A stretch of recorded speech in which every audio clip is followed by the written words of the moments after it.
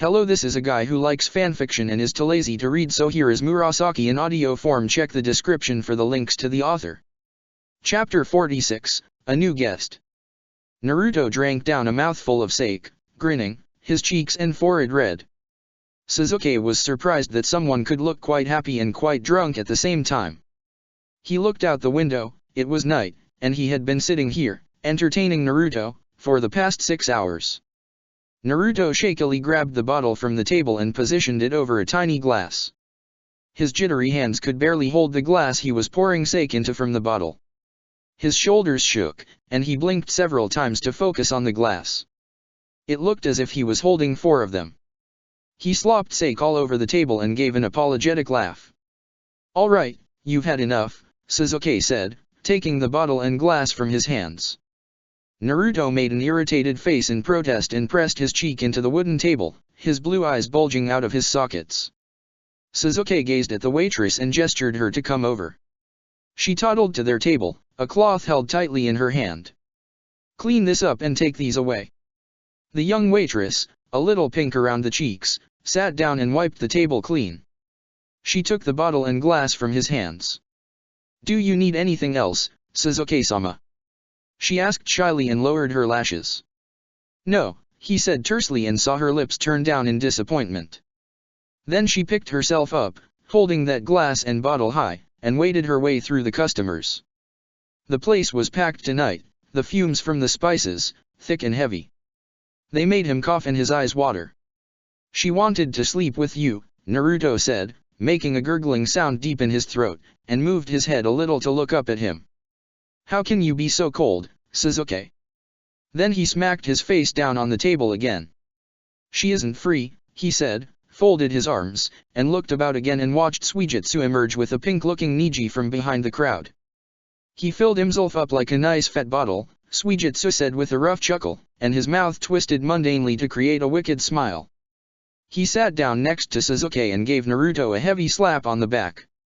The blonde jerked up to a sitting position, his eyes wide, and stared to the left and then to the right as if he did not know where he was. Finally, he buried his hand in his sweaty hair and pulled his lips back into a big smile. Sasuke bent his head a little to the left and broke out into a chuckle. Naruto was always a hilarious drunk. "Are you alright, Naruto?" Niji asked and squeezed his eyes tight. He stiffened his hand and pressed it against his upper lip. He was about to sneeze. "It's a little difficult to breathe in here." He gave a sharp shake of his head. His eyes were watering badly. "Did ya pick up a bird, ya fucking goof?" Suigetsu asked, bending forward and thrusting his face in front of Naruto. Naruto blinked several times in response and made a bizarre, horrified face that was a stuff of absurdities to say, "No." "Naruto is a hopeless romantic," Niji spoke and wiped sweat from his face with the back of his hand. Several sunken fireplaces were burning brightly in the restaurant. It was hot in here. He was glad that he was not wearing his flak jacket tonight. "What's that supposed to mean?" Suigetsu asked, pulling a really surprised face as though he did not know that such a concept could even exist. "It means that he's content with a peck on the cheek and an endless wait for the familiar stiffness to cool down on its own. It's like magic every night," Sasuke said and watched in amusement as a deep color rose up from Naruto's neck to the last visible part of his forehead. At that moment, the effects of alcohol were gone for sure. He was livid. Niji and Suigetsu had burst out laughing. "You grouch, that's a lie!" Naruto shouted angrily, and to his astonishment, Sasuke burst out laughing again. "Laugh all you want, Sasuke, but I'm a one-woman man, not like you who climbs onto more women than a rooster does in the entire barn house." He clenched his jaws and turned his red face away in a huff. "Accusing me of something so grave when Niji's around," Sasuke said and looked at Niji, who bent his head down and put his hand over his eyes in embarrassment. "Ha, stories," Naruto retorted and grabbed a cup of water from the table and downed the water in one gulp. "No, it's the truth," Sasuke said, with childlike amusement, his eyes red and streaming out tears. "He's sampled more women in 1 year than I have in more than 5 years of my life." "How many did you pay for in mist?" "5. Niji's eyes popped out, and his face turned deep red. The sparse freckles scattered around his nose had vanished in the bright blush of shame. He looked away to the door as though he was distracted by the blue lanterns there. I don't believe you. Naruto gasped sharply and hugged Niji's head to his breast and started stroking his head the way a mother might hug a sad child. You've spoiled this innocent man. Look at him. One could mistake him for a monk. How could you? He still looked a little drunk. The only monk around this table is you, Sasuke said, his eye squinting against the sharp light of the lantern overhead. He moved his hand up and wiped away the tears. Suigetsu had his hand pressed to his lips, and he was laughing. Sasuke, you, Naruto began, shaking his finger in the air. He was about to launch into another one of his boring lectures. Niji was wrenched out of his hold by the laughing Suigetsu. His hair was disheveled as if he had been rolling around in a bed full of women. Get up, Sasuke spoke before Naruto could say any more and slapped his hand on the table. Let's go home. You had had enough fun for today. So soon why? He complained like a child and grabbed hold of Sasuke's arm. His grip was firm and strong, and he had that pleading look in his eyes and face. What do you mean why? You've been drinking for 6 hours now. Look at the time, he said and pointed his hand at the clock hanging way up on the wooden wall. It's 4 a.m. You know how you get when you're drunk. Last time, you nearly broke your neck when you danced and jumped off the roof of that woman's house. I don't remember, he said dismissively and firmed his hold on Sasuke's arm. Don't leave so soon, you mean grouch. You promised that you'll treat me to drinks if my Jonin application got accepted, so now you're staying. Sasuke placed his arm on the table and twisted his neck to look back at Naruto's happy face. He was about to speak when Suigetsu forestalled him. Come now, Sasuke. It's just one night. It's not like Takasama's home. Kai's drinkin' and eatin' way over there. All's clear. He slapped his hands together and rubbed them eagerly. Fine, he sighed out and Naruto clapped once excitedly. You can control him when he turns into a court jester. Come on, how bad could it be? Suigetsu asked and eyed Naruto with a playful glint in his eyes. He ordered the waitress to bring the strongest sake she could find. And then it was mayhem. 10 cups of that stuff later, Naruto climbed onto the table and swayed his arms wildly and suggestively, singing, My body was light like the futon I knew she had nothing on. Her tits made the affair dire, they set my cock on fire. The crowd sitting around the table jeered and roared. One lantern was still lit right above Naruto's head. It was like a performance in a court full of fat aristocrats. Suigetsu slammed his fist down on the table and barked with laughter. Niji was shaking with suppressed laughter beside him. He had tears in his eyes. Kai sat next to Suigetsu. His mouth was hanging open, and the dumpling wedged between his perfect teeth fell out and rolled under the table. I gave her a slap on the rump and told her it was time for me to hump, he warbled shrilly and noises rose from the crowd. He swayed a little to the left and then to the right, his head lolling lifelessly. Look at this thirsty mumfucker, what an inspiration! Suigetsu exclaimed and slapped his hand on the table again. Sasuke was not amused. I told her that it was not about love and I swooped down on her from above, he sang more loudly and suddenly leapt off the table, in a manner that he was swooping down on something, and started running towards the door. Naruto, wait! Sasuke called out from behind him and hastily got to his feet. The crowd sitting around the table dispersed, and not a moment later, a loud whacking sound resounded in the restaurant. Naruto had bumped into a pillar and was running straight to the wall now, and before Sasuke could stop him, he smacked into the wall and knocked himself out senseless. The crowd laughed, and, in a flash of several colorful lights, Naruto's world went as dark as the deepest corner of his empty Gama-chan wallet. He fell back into a crumpled heap on the floor almost lifeless. Sasuke rushed to him and knelt down. Naruto, are you alright? He asked, clamping his hand on Naruto's very still shoulder, and watched as a slow smile touched his face. He was out cold. I hope you're happy, Suigetsu. He frowned, irritated. He looks fine. Nothin' important broken for the swoopin' down, eh? He joked and sat down to grab Naruto's arm. Niji was quiet and red in the face. Even he looked a little drunk. Sasuke twisted his head to look at the time. It was well past 6 a.m., sun was rising, and he had not slept a wink. His brother would be furious. Sun had gone halfway below the horizon, showing like a dull red ball of fire. Shadows were starting to stretch before the trees, behind the pillars, and about men, too. The wind was cool, but the water on the ground had evaporated. Sun was strong for Konoha today. He made his way to Tsunade's office. It was quiet today. The squad's exercises had ended, and the halls were empty save few guards. He opened the door, and his eyes fell upon Shizuan. She was standing next to Tsunade, with a large stack of scroll files in her hands. "You may leave and attend to another business. I need to speak to the Hokage," he commanded. She gave a quick nod, nervously left the office, closed the door behind her. "Back so soon?" she asked, and she was smiling the same smile of mischievous triumph. The outposts were empty, he spoke a little coldly. "I did not think it was wise to take my leave again without informing you first of the situation. You can leave, Itake. You have my full consent in this matter," Tsunade said, and her red lips quivered with a strange smile that was starting to test his patience. He looked at her coolly. His face had a blank expression, and he watched her with a meaningless gaze. He liked his trickster's tricks. "She is playing a little game," Itaka began, and saw that smile plastered over her fair face widen tantalizingly. "There were never any bandits there. It seems as though she wants more from you. Assimilation into Konoha, perhaps a reward for these children's games. Are you certain that she wants something from me?" she asked, and his eyes shrank with a bit of temper. "An alliance with the Uchiha clan is out of the question. The elders would never approve. I am not gifting her a Sharingan for her pitiful sycophancy, either," he spoke, and his voice had an undercurrent of indifference. "I wanted Sasuke for this mission," she said, and indifference flashed to slight surprise in his eyes. "He blows hot and cold at the right moments. I remember sending him off to gather information about those bamboo sellers' activities last year. The mistress of the clan still weeps that he ruined her."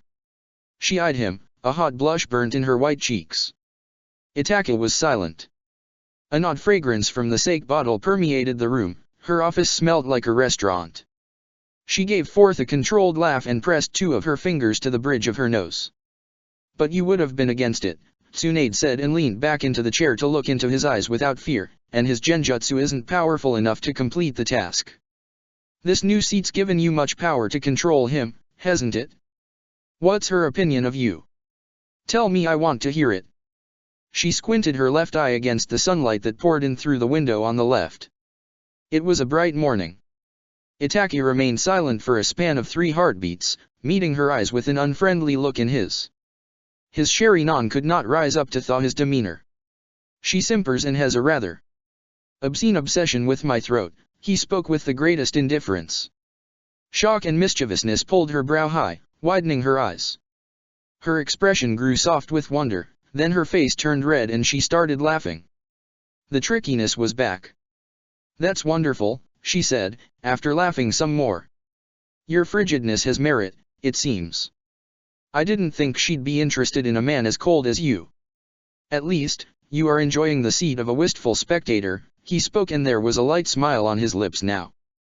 A little anger and challenge drifted over to her face, but she smiled through it with ease. "This isn't something you haven't done before. Why do you run away from it this time? Is it Sasuke's wild demeanor that worries you? You're being parted from him for a few weeks. You won't be able to see him, watch over him. It must make you unhappy, afraid. After all, you adore him. Who knows what other troubles he might create in your absence? What has he done that causes you so much distress? Really?" she asked, and Sharingan finally came up like hounds unleashed to protect the sturdy gates of his heart. Itaka smiled, and it was such an unkind smile that Tsunade's spine tingled. "I hope you remember your promises. Moths are easily burnt, easily seduced, as you suggested." "It worries me," he spoke, and let out a pleasant sigh as though he was already lamenting her fate. Tsunade's heart shivered at his morbid sense of humor, but her smile did not falter. "Take your leave as soon as you can," she said, and looked down to the scrolls on the table. "I'll summon you when it's necessary. Get this done." She heard him leave, and finally, the expression on her face crumbled so completely. She pressed the palms of her hands to her eyes and breathed in and out loudly. She needed that scroll and she needed it soon. Shadows lay thick in every corner. Evening was only hours away. Silence and sleep had fallen heavily upon the forest. It would be dark soon. He took quick steps towards his manor. Uchiha children still played in front of their homes. One of the little girls smiled and blushed behind her hands as he passed her by. 2 red lanterns hanging at the gates were lit. Tanaka was old, but he knew his duties. He had been in his family for 2 generations. He was thinking of relieving him of these responsibilities that were terrible in old age. His thoughts were broken by the wind. It was still mild. The morning sun had robbed this autumn day of its cold.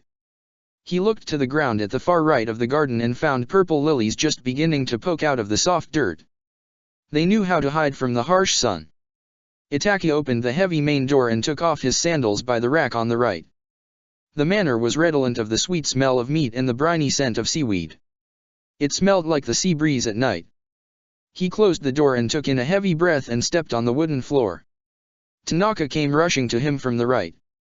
He seemed a little anxious. "Itaki-sama, you're home early," he said breathlessly and took the sword from his hand. His old fingers trembled with age and exertion. "Did you prepare the dinner?" he asked, tracking the swollen veins, unable to drag his eyes away from the weary hands. He truly was too frail and old for his duties. "Sage, no, Itaki-sama," he said and created a sad smile on his heavily wrinkled face, his small eyes sparkling with emotion. "I'm too weary for such duties now. I asked my grandson and granddaughter to prepare them for you. They are good children. They will please you." He was looking up at him, his smile vanishing, his face growing long as he tightly held the sword to his breast that had no firmness of youth. "You should rest for the night," he spoke and took the sword from his hand to place it upon the rack on the left. "I hope you told Suzuki that Oba-san is coming over with a guest. He likes to forget things on purpose." He broke off and rubbed his aged hands together in distress. The deep lines in his forehead deepened, and a nervous smile came to his lips.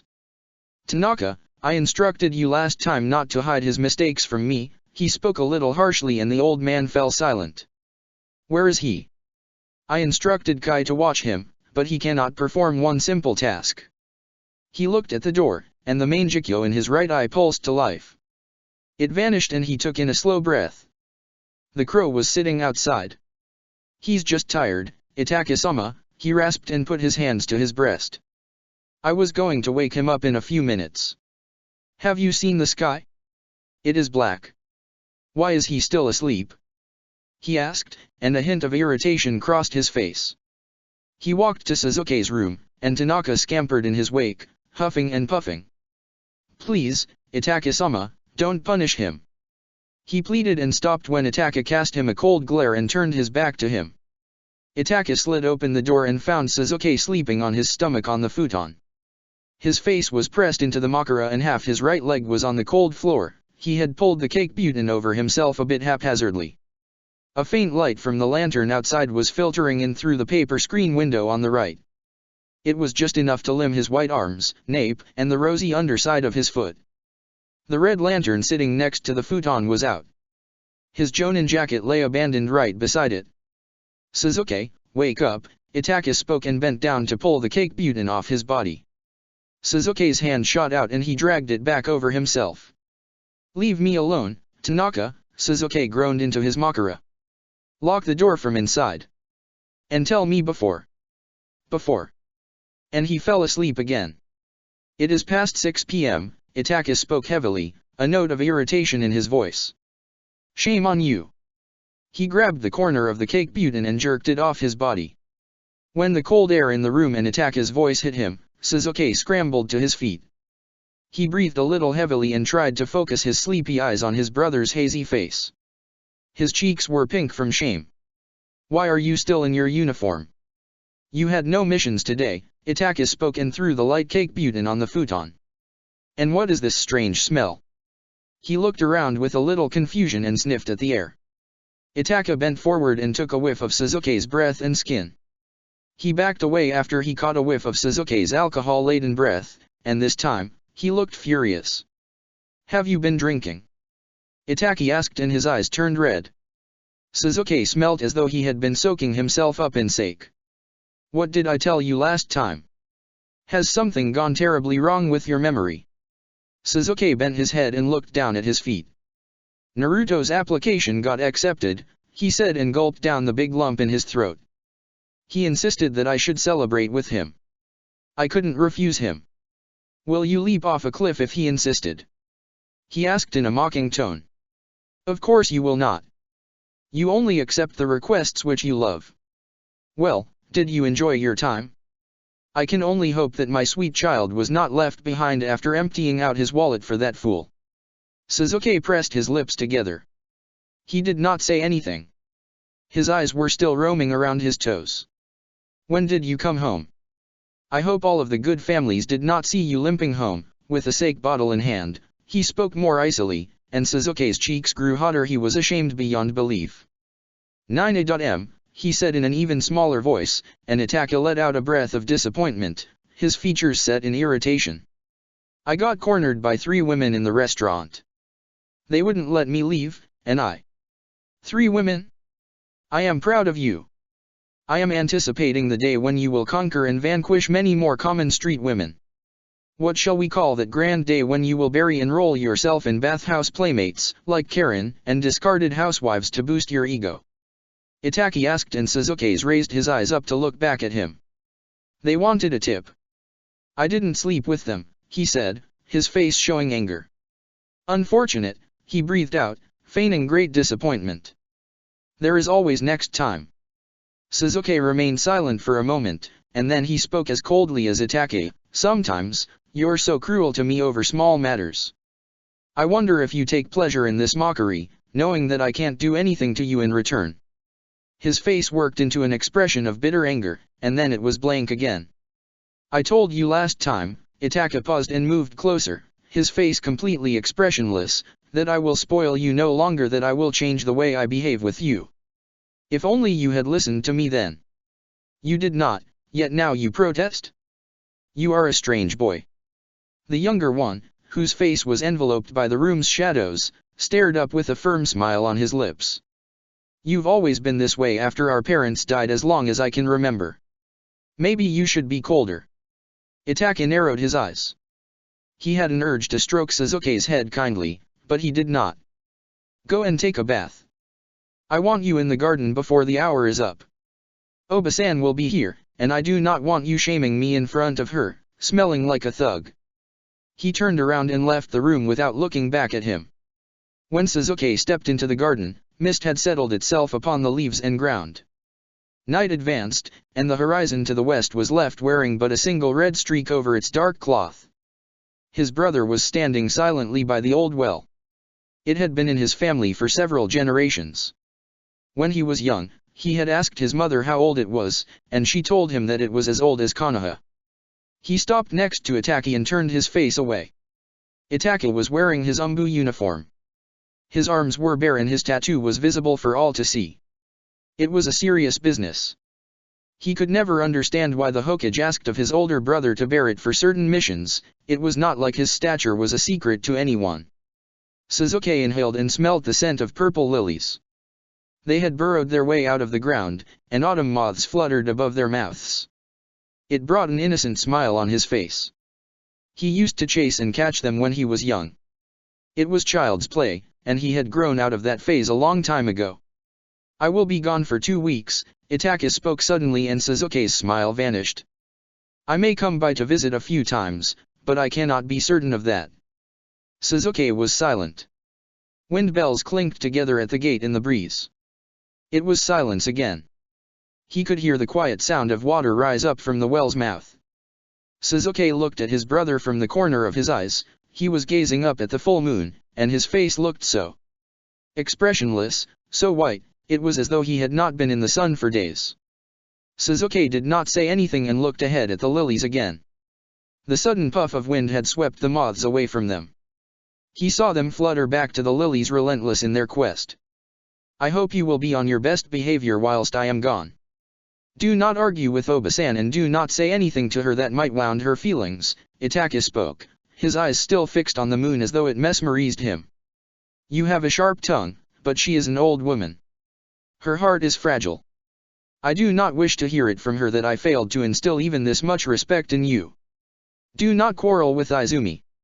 She will stay in her guest room.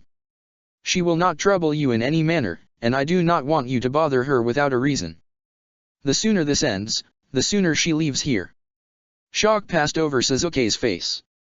She won't be staying here? He asked with a faint note of triumph in his voice. Itaka pretended that he did not hear it. He never liked her, she never liked him, they were akin to two quarreling stepchildren. No, he spoke and finally dragged his eyes away from the moon, only to settle them on the ground by the aged walls. A bloom in lilies, I cannot manage two quarreling children in my house. A frown creased Suzuki's face at his remark, but that smile returned soon after. He bent his head down and pretended to be indifferent. Obey Kai's rules and do not cross the boundaries I have set for you.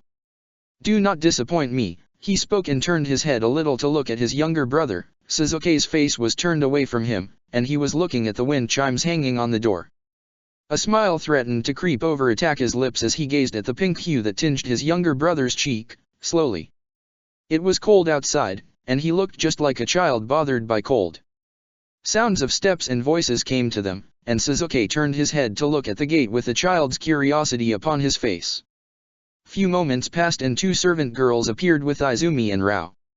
She was holding the old woman's hand. The look disappeared from Suzuki's face when his eyes fell upon Izumi. That childlike expression, which was lovely, changed to that of irritation, but he stayed quiet. Izumi pressed her knuckle to her pink lips. Her cheeks were blushing from cold and happiness. She was wearing an expensive kimono, and her eyes were moving between the two brothers.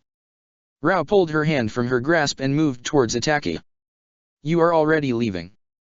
Rao asked and took Itaka's warm hand in her autumn-chilled one and brought it to her lips.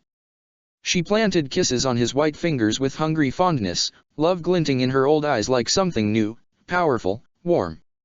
I am, he spoke with a smile, placing his hand on hers, feeling her fingers tremble beneath his.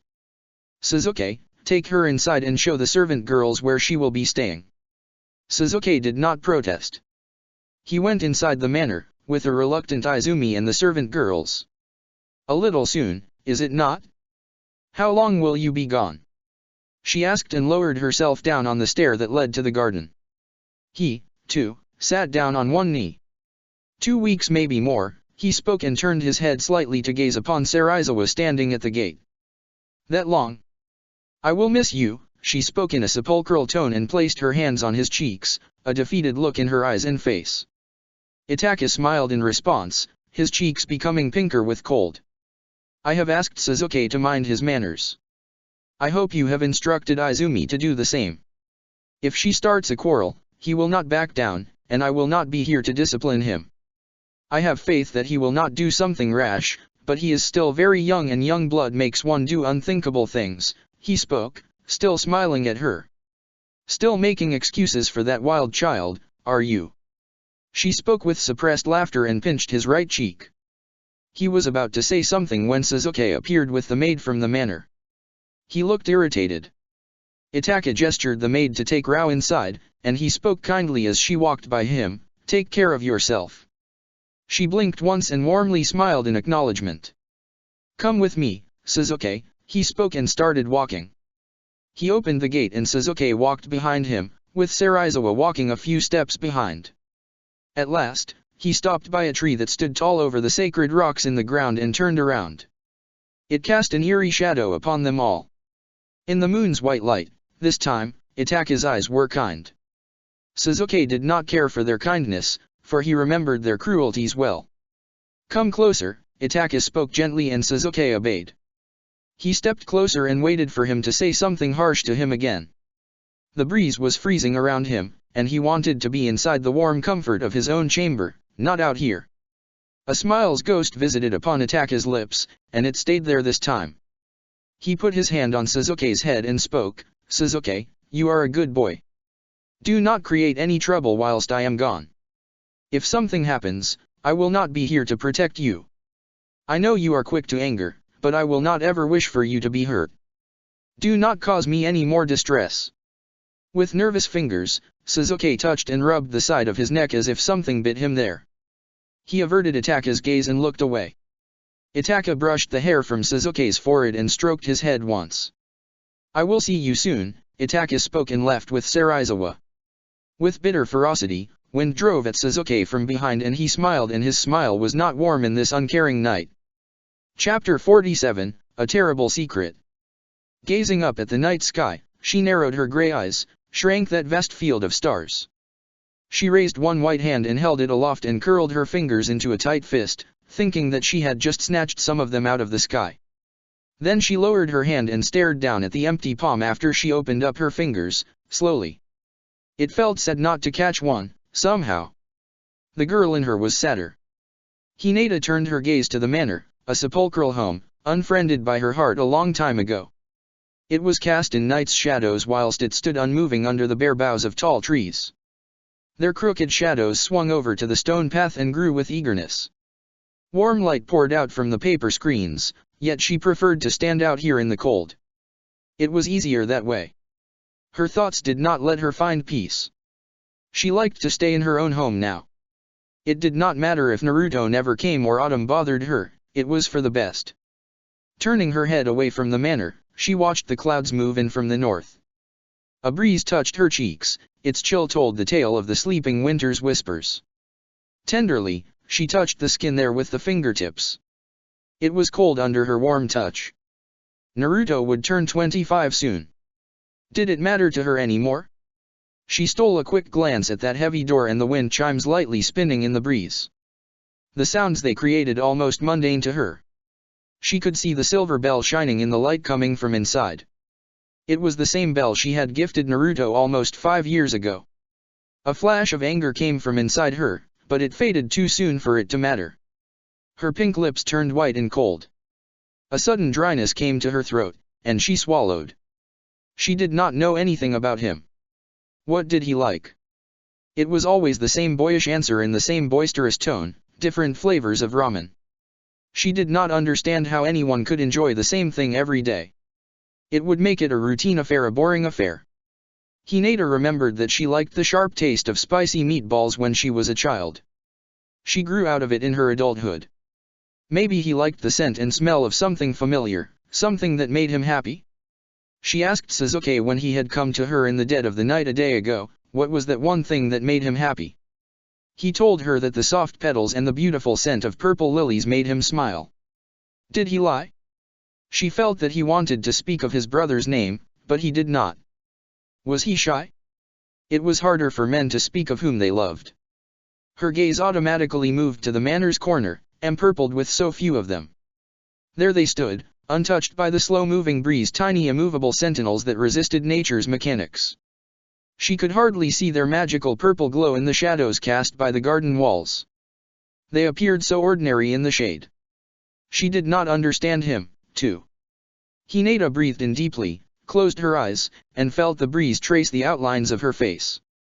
She was trying to understand Suzuki she truly was, but it was so difficult to peel away his icy exterior to see anything warm awaiting her underneath.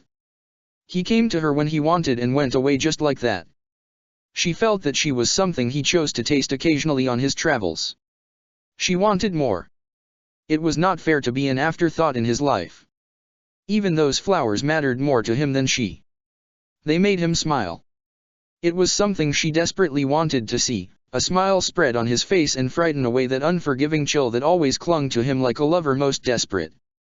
She put her hand on her forehead and blinked in the wind. She was trying, but he made it hard to get close to him. Itaka made it even harder. He was a daemon to her, an evil spirit that stood behind Suzuki, always a deep dark shadow cast by Suzuki's body.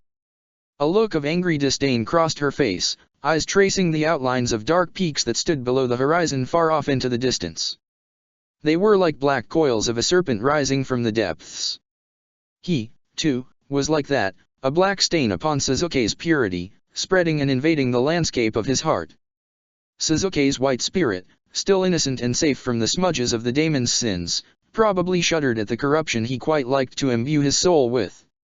It was that one familiar feeling Suzuki did not want to let go. Soon, Suzuki would become a ruined painting and wear nothing but sad black strokes upon itself forever. The dull noise of the wind chime got swept away by the wind. She did not turn her eyes to look at the iridescent sheen on the metallic bell there. It was not enough to distract her. She found herself drowning in the waters, getting stained by the black spots that fell on her without warning from Itaka's sin-soaked soul to infect her, shame her, belittle her. In his eyes, she was unworthy of his younger brother, a burden to drag him down to the depths of dishonor. It was impossible to win this battle against him. Hinata was a simple woman, and he, the most cunning and crafty man she had ever imagined. He wore more colors upon himself than the rotten leaves and flowers did in autumn, but they never died out of choice. It was a fate forced upon them by the unfeeling nature, which was eternal.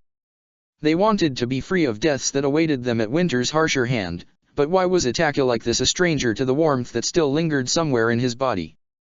She did not know. Hinata's thoughts were beginning to spin and spin. They had become a whirlwind of passions for her little heart. Her hair was flying in the wind now, and she could not hear her own sigh when it slipped from her hurting lips. Their rosy hue was gone. She sat down close to the well. Its mouth was covered with thick wooden boards. It was about as old as Naruto. Kushina told her that they had dug it up when Naruto was still growing in her belly. It whistled when the wind gusted through the gaps between the loose boards. Its bottom was probably empty. There was a well in her home, too. It was older than her father even. She would not be surprised if it was as old as her clan's first steps into Konoha. They came here so long ago. A mighty clan, it lost that honor and strength over the years. She had heard stories of their bravery in war, men laying down their lives for Konoha. It was an honor back in the days when wars were real.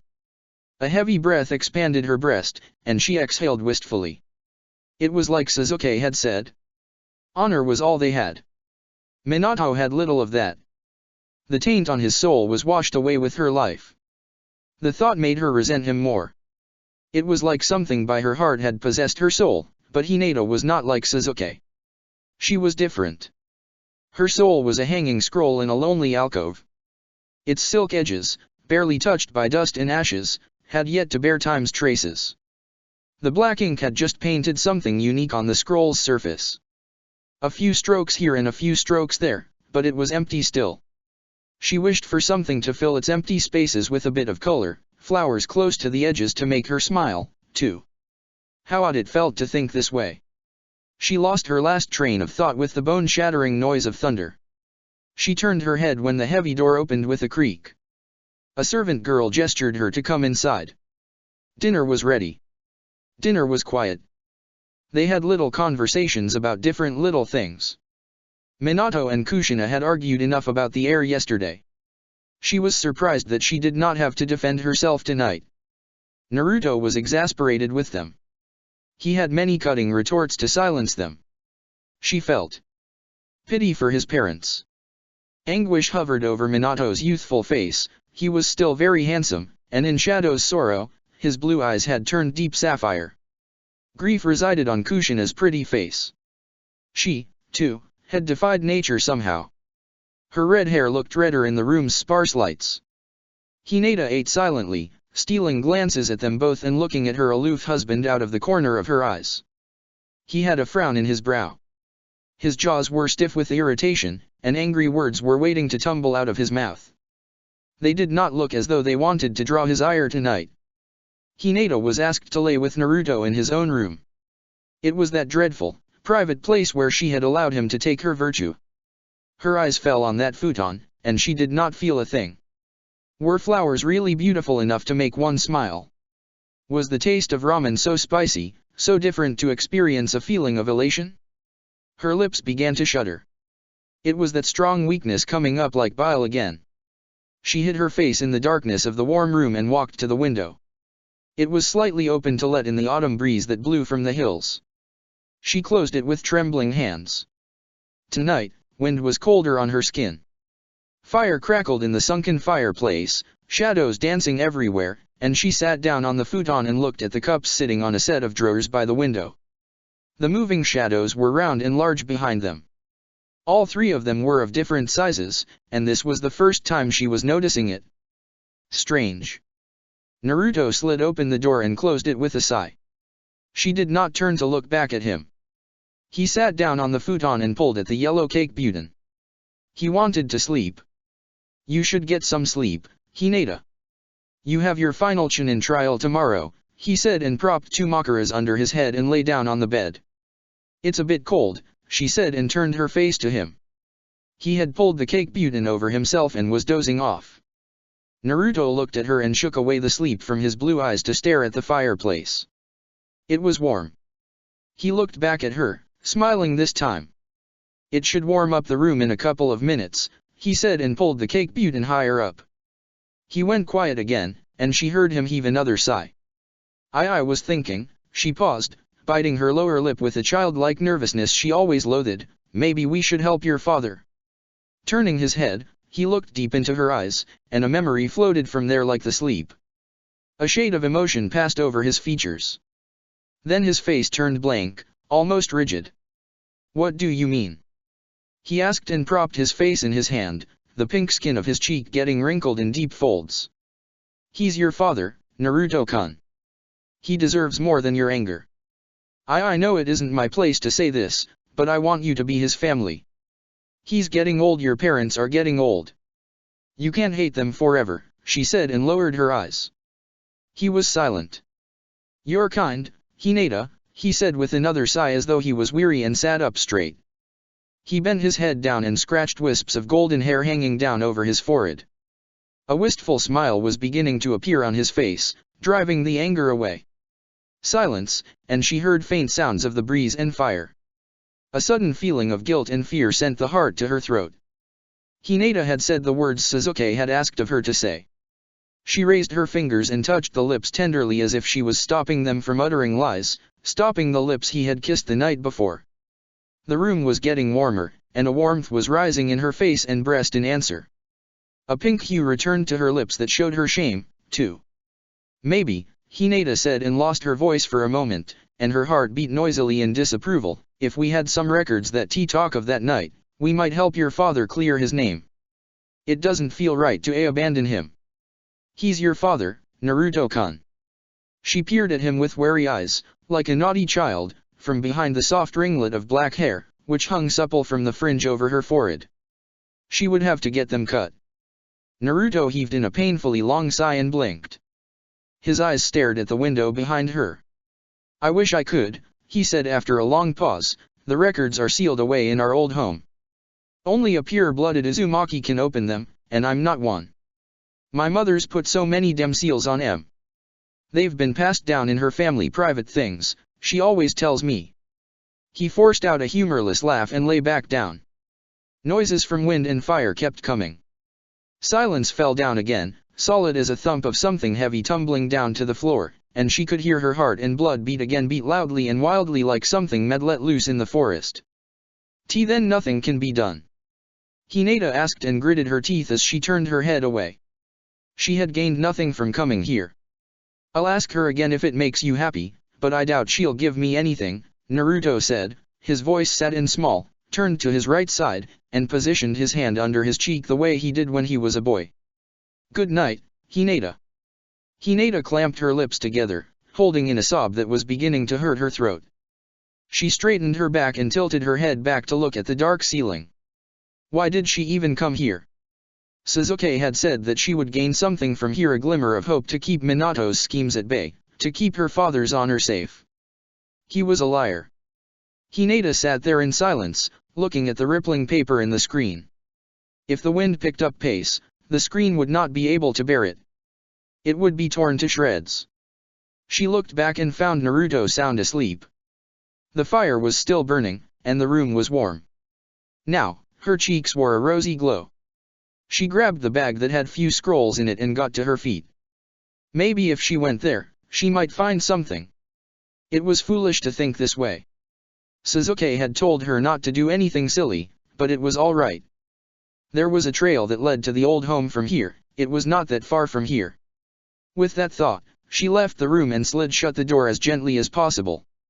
When she stepped out into the corridor, she heard faint voices coming from Naruto's parents' chamber. She caught the word Hayashi and curiosity stopped her from going over to the main door. Hinata turned on her Byakugan. The big house was empty save the lot of them. The servants were gone. She took slow and careful steps and moved into the shadows that lay close to the beam of light that came out from a slightly ajar door. She sat down and dug through the bag to pull out a peculiar scroll.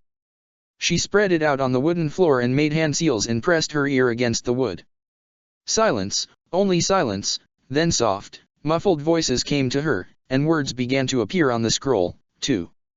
It is not easy to go against him, a heavy voice spoke.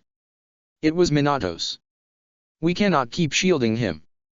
Hayashi said he would find something, but he is silent. You were disgraced for someone else's crime. It is not fair to you, my dearest love, Kushina spoke softly, and there was anguish in her voice that Hinata had never heard before. Danzo made me a Hokage and Hayashi my advisor, he spoke and Hinata's eyes widened at the revelation.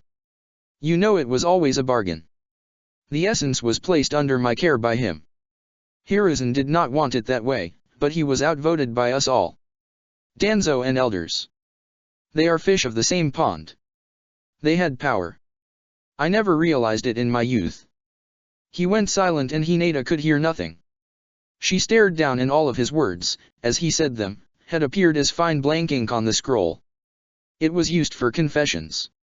It was troubling to sit in the darkness that way and listen to their private conversations. What had she become? Yet she had always been a curious one, so she twisted her back and pressed her breast and cheek against the wood, feeling the chill enter her body from there. Hayashi was a part of the bargain, too, was he not? She asked in a jolt of curiosity, fear, and something else, ran down Hinata's young spine.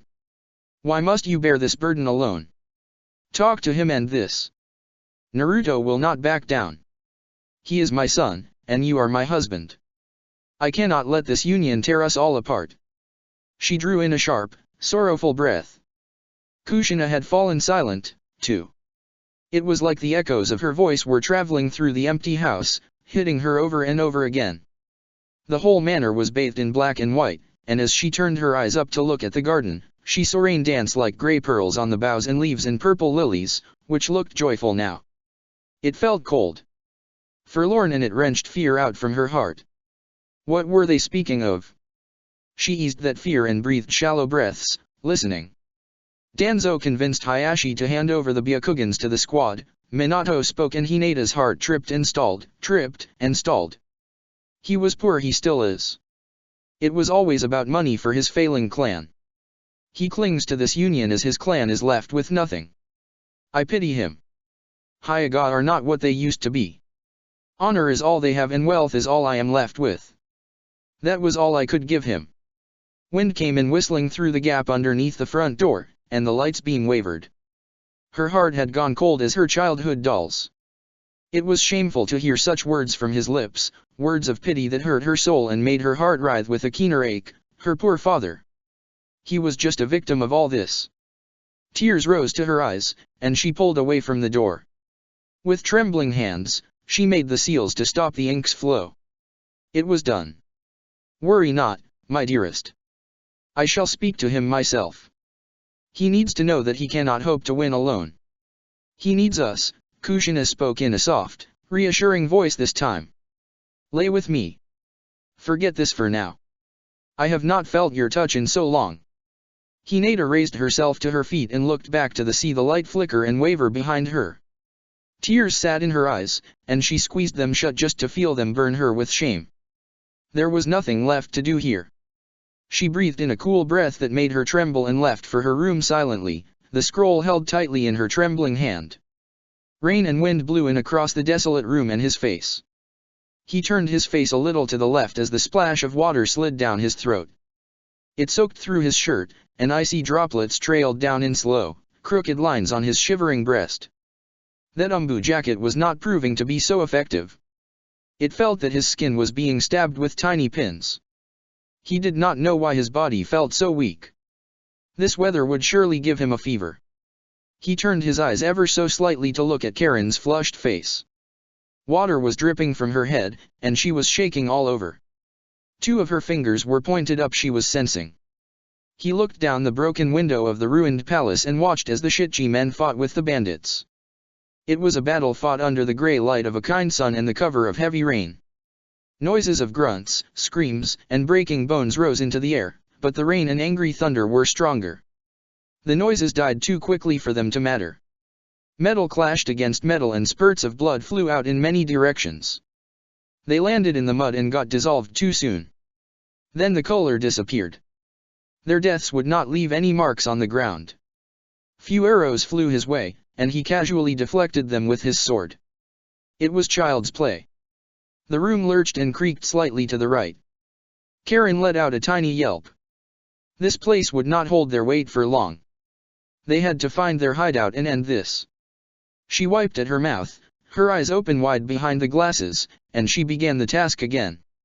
He was still looking at the broken sign of the village, moving back and forth in the wind. At last, its corner broke apart and it slammed down onto a big rock and shattered into pieces there. The shivering corpses, hanged there as a euphemistic sign to warn the unwary, did not catch his interest. The sound jarred his nerves, disturbing his peaceful thoughts. He had sent 2 missives to Suzuki, yet he did not reply to even one of them. He exhaled out a long sigh, his warm breath staying before his face like a ghost. The child was still angry. He smiled a small smile of amusement. It was Suzuki's right. He was too unkind to him that night. He should have expected this wrath. Suzuki's anger always took long to die down. It was easy for it to rise. Like boiling water in a kettle, it was, just bubbling to the brim, waiting to spill over with a little rise in that flame. His eyes watched as more men spilled blood. It was war. He had taken this task for Suzuki to keep him safe. He had anticipated Tsunade's eagerness to make a bargain, a life for a life. It did not matter.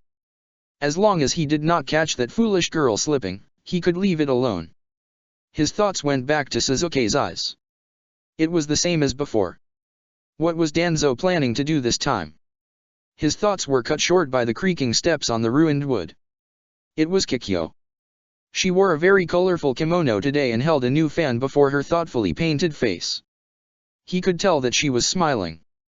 "You still haven't found them, Itaki-sama?"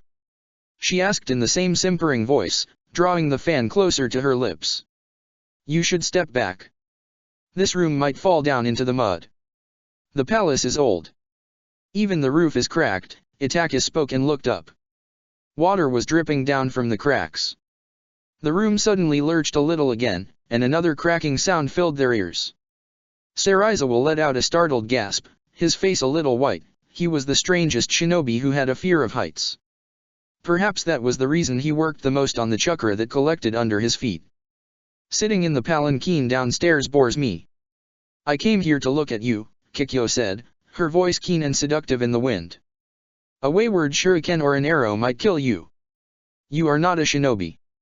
Having a powerful chakra in your head would not prepare you for the feel of a cruel death." He spoke tonelessly and turned his eyes to look at the 2 masked men standing by the door. They wore wolf masks, their eyes and mouths were painted red. A clever light glinted in Kikyo's eyes, rimmed by lashes and coated with a bit of black soot. She let out a laugh that rippled in his ear. "You are very honest. Many women would find that tiresome," she said and drew closer, her gaze bent over the scar on his shoulder. "I wonder how you got this on your skin. The Sherry-non reads all I've heard." There was such wonder in her eyes, and she pulled the fan back to look keenly at the thin line traveling under his black glove. "It was a long time ago," he spoke and looked ahead at the rain falling down on the last of men fighting for their lives. This outpost had become a painterly scene of carnage. Severed arms and heads lay strewn about in blood, black and brown, watched over by the hanged men. The rain did not make the crows and vultures, sitting tight on the naked branches, afraid. Their wings were too wet for flight, but this was an easy meal for their hungry beaks. "Does it crawl like a pesky spider all the way down your arm?" Kikyo asked with a little tilt of her head, appearing as curious as a little child. She moved her hand to touch it, but pulled it back with a jerk as though she was being playful. "I'd have requested of you to roll that glove down and show me, but it leaves little to the imagination." She shielded her face from the rain with her hand, eyes on his face, and she parted her lips in an almost innocent grin filled with small, pearly white teeth. She was such a theatrical actress with the way she behaved. It was starting to irk him. Another splash landed on his face and neck. His lashes dripped water into his eyes. He wiped his hand across his face, eyes, mouth. He heard his heart beat with a stranger rhythm. His skin was getting a little warm. A fever? He had not slept in 3 days. This sudden, bone-chilling weather was difficult for his body to bear. He needed a little rest. Found them, Itake-sama. They were in the cave behind a waterfall a little to the north, Karen said, her teeth chattering. Her cheeks were deep red, and she was dripping water everywhere on the floor. Itake created a crow and heard a gasp from Kikyo. It flew and sat down on Karen's shoulder. She stared at its whirling eye, terrified, as if it was about to poke out her eyes. Keep informing me, Itake spoke and stepped closer towards the balcony to jump down. Sarizawa stood right behind it. I hope you're successful, Itake-sama. I wish you all the luck and good fortune in the world. It was wonderful to stand by your side today, Kikyo said and hid her mouth behind her hand, her eyes flashing boldly in the light. The skin on your throat and cheeks is so pink now. Is it fever? I thought you to be as cold as marble for that. It looks lovely on you. She bent her head down in a bow. Itake did not say anything. He turned around and jumped down, his ears catching the last dying wail from another bandit as he hit the ground. He rammed his sword into the rocks on the right to break his fall. It was a smooth landing. Sarizawa landed behind him. Muted sounds from Karen's lips filled his ears. He could see her lips moving through his crow's eyes. There was a cave hidden behind the waterfall about 4 miles beyond this outpost. 30 men. Just 30. He would end their lives, soak his hands in more blood, and earn a bit of her favor. This had to end soon. He had to go back. Leaving Suzuki with Kai was not wise, the child would outwit him with playful ease. Itake thought that he should smile that his brother was such a cunning shinobi, but the father in him was angered at the careless thought. He was meant to protect him and his innocence. He had failed miserably over the years. He turned around with a frown still forming on his wet brow and put that sword away in its sheath. Then he ran as fast as he could. Sarizawa followed. He suddenly gained speed and Sarizawa fell so far behind. His legs worked harder and harder and it widened the gap between them still more. The rain around him slowed down. It was gentle on his cheeks. Rotting trees whooshed past with such speed that the scene turned into a single bold stroke of brown across a scroll. He jumped and landed smoothly on both feet and it propelled him into a faster run that he covered the last kilometer in a flash. It took him mere 15 seconds to cover that distance. His heart was beating a little faster than usual, he really was very tired. He could have been a little quicker, shaved a second or two off that time. Itake waited for his heart to cool down and find that familiar pace. Sherry-non pulsed in his eyes like a beating heart, red and hot and alive. He looked around and found nothing out of the ordinary. There was no well-trodden path that led to the cave. The bandits had been careful. A loud, gurgling sound permeated the air. He glanced up and found that the waterfall had turned muddy, and the lake beneath it had swelled because of rains. Most of its water was still clear. Sarizawa came running. He had slowed down when he caught sight of his Sherry-non. He was red in the face. You are slow and half a minute too late, Itake spoke, turning around with a hard look on his face. Work on your speed. With a bit of shame, Sarizawa bowed, and his cheeks grew redder like blooming blossoms. He watched Itake take out his sword from the sheath and flash to the pile of moss-covered stones that lay close to the cave's mouth. He waited for Itake to give him a signal. Itake looked at the water through his Sherry-non, and then he moved his sword through the water, cutting it in two. He flicked his free hand to indicate that Sarizawa should proceed. Smelling the salty smell of lake water, Sarizawa inhaled deeply. Rain and thunder and water were still loud. It would give them a good cover. He made hand seals and created a Suten jutsu to raise the water gently. Both of them stepped in through the parted curtain of water. The cave was damp. A heavy smell of rot went up their nostrils. It was a bit dark, but their Sherry-nons saw several men behind the rock. One of them was a censor. Karen had already told him.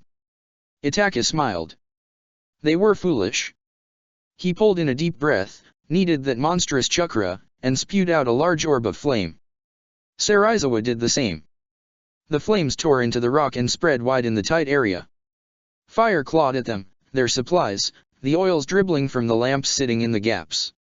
They exploded and loud screams filled the space. Flames wave went up, curling along the roof and sweeping over their heads to the cave's mouth. They heard sounds of steam from the waterfall and closed their lips and stopped the chakra flow. Water was dripping in streamlets from the roof. It put out any flames left on the dead bodies, they had burned to death. Itaka looked around and felt an uneasy feeling settle firmly in his heart. Something did not seem right. There were no weapons supplies anywhere. It looked like a hiding place. Itaka-sama, Serizawa said as he knelt down. He brushed away the ashes and grabbed a slightly melted headband from the forehead of a dead shinobi that lay by his feet. The heat had contorted its smooth shape. Itaka took it from his hand. His long fingers wiped away the smudges of soot and ash from the metallic surface.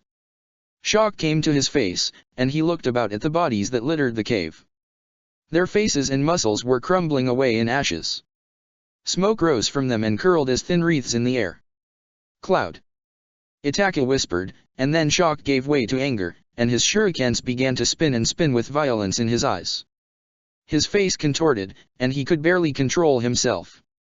These were not bandits, but shinobi from Cloud. Chapter 48, Terror in a Dream. She stood in the sunlight pouring in through the window's paper screen on the right. It was a single beam, big and long, soft and strong. Shadows lay deep blue like scroll ink behind the cabinet that stood towering over the low table. An open scroll was lying across the surface, a wooden pen, left on the scroll, moved a little as breeze moved past it, a quiet piece of tranquility. Many scrolls were arranged to create a neat pile in each shelf. She narrowed her eyes and breathed in the air inside the room. The brazier and the fireplace were cold. There was fresh coal there, but it was not lit.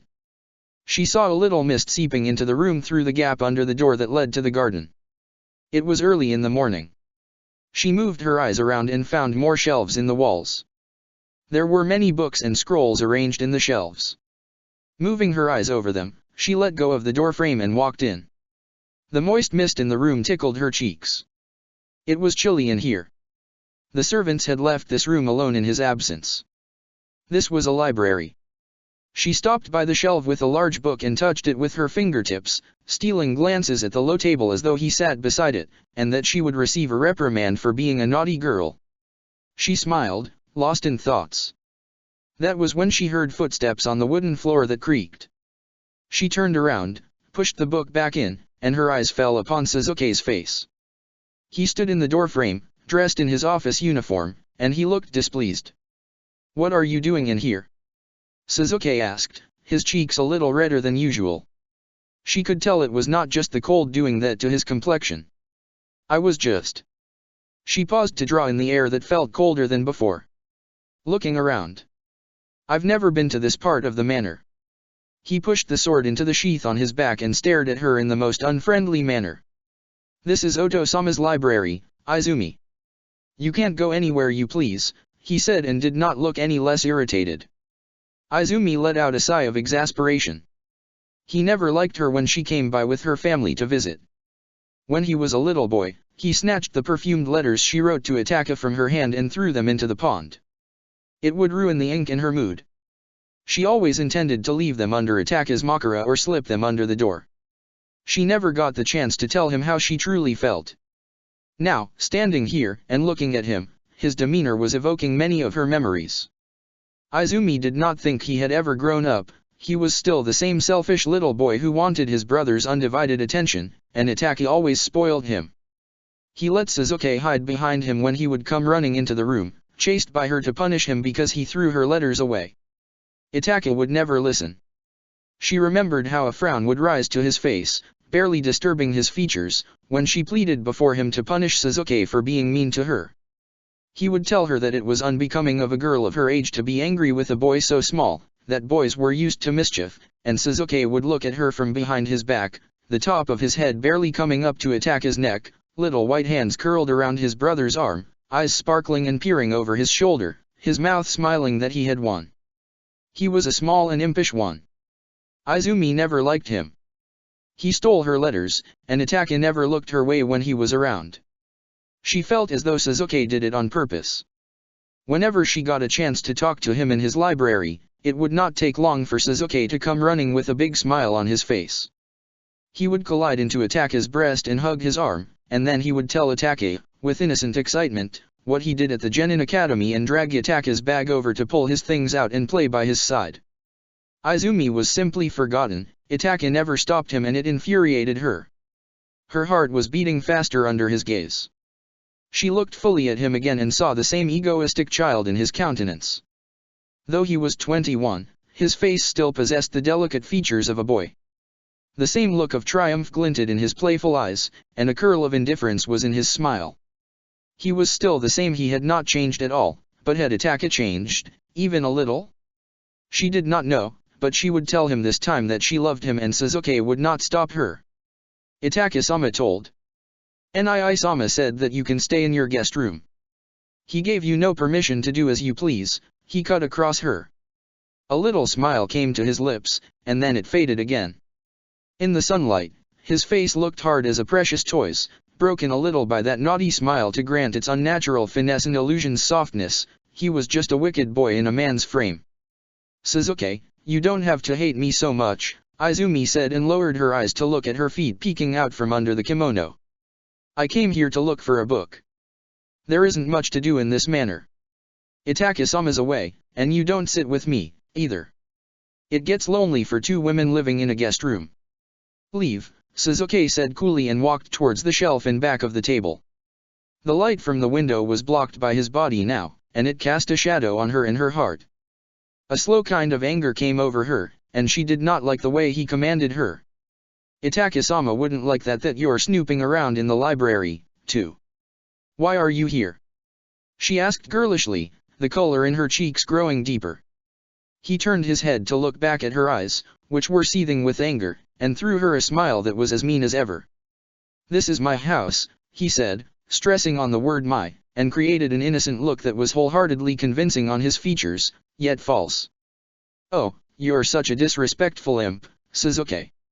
I'll tell your brother that you quarreled with me. Izumi said heatedly and stormed out of the library, furious. Izumi did not stop till she reached the guest room. She slid open and closed the door with a force that it gave the old woman sitting beside the brazier a start. Rao put her hand to her bosom and blinked rapidly. Her eyes were not as good as they used to be. She could see better with her sherry non, yet it drew on much of her vigor, which she possessed no longer. What is the matter, Izumi? She asked in the rough, old voice, her eyes upon Izumi's pinkish cheeks as she flopped down on the futon in a huff. Izumi's cheeks were rouge red now, and she had a deep frown in her forehead. She pulled at the pins in her hair and threw them on the futon in anger. Nothing, she said sternly and turned her face away. Rao smiled and closed the book she had in her hand. She had asked of Suzuki last night to get her a few from the library. Though still bright and clever, she was bent by age. She could not see the colors and words that clearly. Everything was a little hazy to her aged eyes. These books had special chakra ink in them that made everything look bright and clear. Did Suzuki say something to you? Rao asked and put the book aside.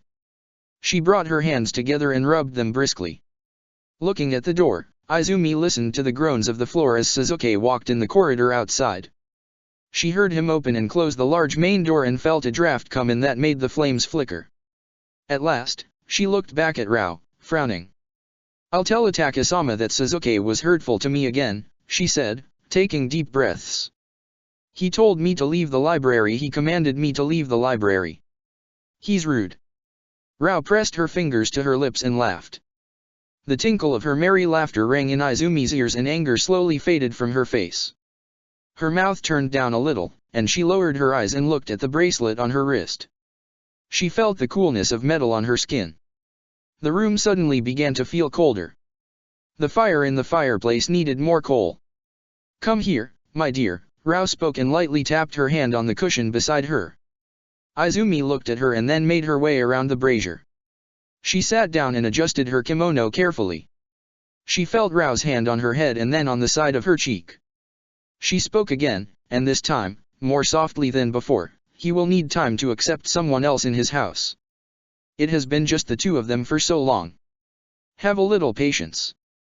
Izumi raised her eyes to meet hers and saw warmth. Rao always talked very fondly of Itake. Suzuki, he makes things difficult. Izumi stopped and mashed her lips together. Then she sniffed a few times and blinked as though she was trying to hold back the tears. Rao smiled, and it was a kind smile.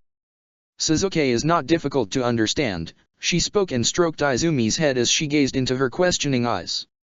If you wish to win Itake's heart, be kind to Suzuki, overlook his mistakes. Itake loves him dearly. He is all that he has. Do not think that you will be able to lessen Suzuki's love in his heart by telling him of his innocent anger and faults. But, Rao-sama, I didn't mean. It is all right, Izumi, child, she spoke her name tenderly, taking her face in her hands. It is all right to be selfish. There is no harm in wanting someone for oneself, but Suzuki is precious to him. He treats him like a child, because he considers him one. He has been his father since he was but a boy of 14 himself. He let that child get away with many things, because he loves him. Rao lowered her gaze and then slightly turned it to the right. The guttering flames were going out. The room was getting colder. The sun was bright, yet she knew that the storm would cast a shadow over this house soon, then rain would not be that far behind. She pulled her hands away and looked down towards the fire. She heaved a sigh, lost in thought. Treat Suzuki with love. Show him kindness. Give him value.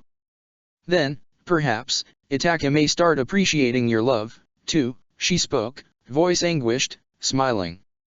He has become distant over the years. It would be difficult for you to find a place in his heart. Sage knows what he wants. He is no less cold towards Suzuki, but love softens him. A little. I hope you find happiness with him, I truly hope. Then she looked at her, and she was smiling a warmer smile, and Izumi could not help but feel a shiver in her heart. Itake was too cold? She was speechless. Clouds were spreading wide, sky was going dark, gloom was descending on them. The wind was coming, but, with a single clap of thunder, rain came pouring down. It was colder than usual. Autumn was walking, winter was calling. He looked up and passed his hand over his face several times, groaning at the crow's presence. Damn thing was a Yurei. I like autumn and the rain, Suzuki said and leaned back against the tree. Water was still dripping from the branches above, but it was bearable. I hate mate. Yeah, don't care of me feelin', Suijitsu said and adjusted the cowl on his head. I feel like I might get swept away by water. Hold me. He faked a gloomy expression and stepped closer to Suzuki so that the crow could not see his face now. Your brother's nasty crow's as persistent as ever, he said, tilting his head slightly to peer through Suzuki's messy, wet hair to see that it was still sitting there. It twisted its head around and sat way up in the tree on the far right. It did not behave like a real bird. It looked as if Itake had transubstantiated into a crow to make them both truly miserable. It made him shiver, and he chuckled. Yeah, said it'd disappear, but it's still there. Losing your touch, ain't ya? Bet it can even hear me silent, windy farts. Life's so bugger and unfair. It can't hear us, Suzuki said and closed his eyes as if he was tired, but it can see the movement of our lips. As long as you don't flap your gums carelessly, it wouldn't see anything. It'll disappear in a week. Have patience. Bloody hell. Fucking ugly Paka, feathers is deaf.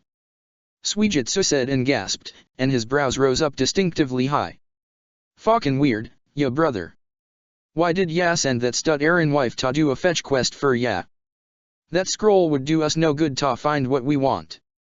I can't believe ya thought she might get something for us. She's a useless lil cunt. He twisted his lips in irritation and spat water out of his mouth. I didn't expect anything, he said, frowning. I'm surprised we got this lucky about Minato's past. I just needed to know where the scrolls are stored. It isn't as if Ni-Isama's making things easy. Ya couldn't have asked Naruto about He asked and put his hand on his hip and adjusted his hood thoughtlessly again. Naruto would have been suspicious of my sudden interest in Minato. It was better this way, he said and started walking to the east. Hope ya know what ya doin', he said and hurried forward to match Suzuki's stride. The bandits are cooped up in the cave close to that outpost. Leaf ninjas ain't bright if ya ask me. I've been sendin' me masked clone to them. They're gettin' impatient, fuckin' faggots. He breathed out loudly and shoved his hands into the coat's pockets. It had got too cold. Bugger the sage in the arse. I hope Leaf's banda old shitters die. Suijitsu exclaimed. I hate this mission. Feel like I might freeze from me head to me bollocks. Suzuki did not say anything. Autumn never bothered him.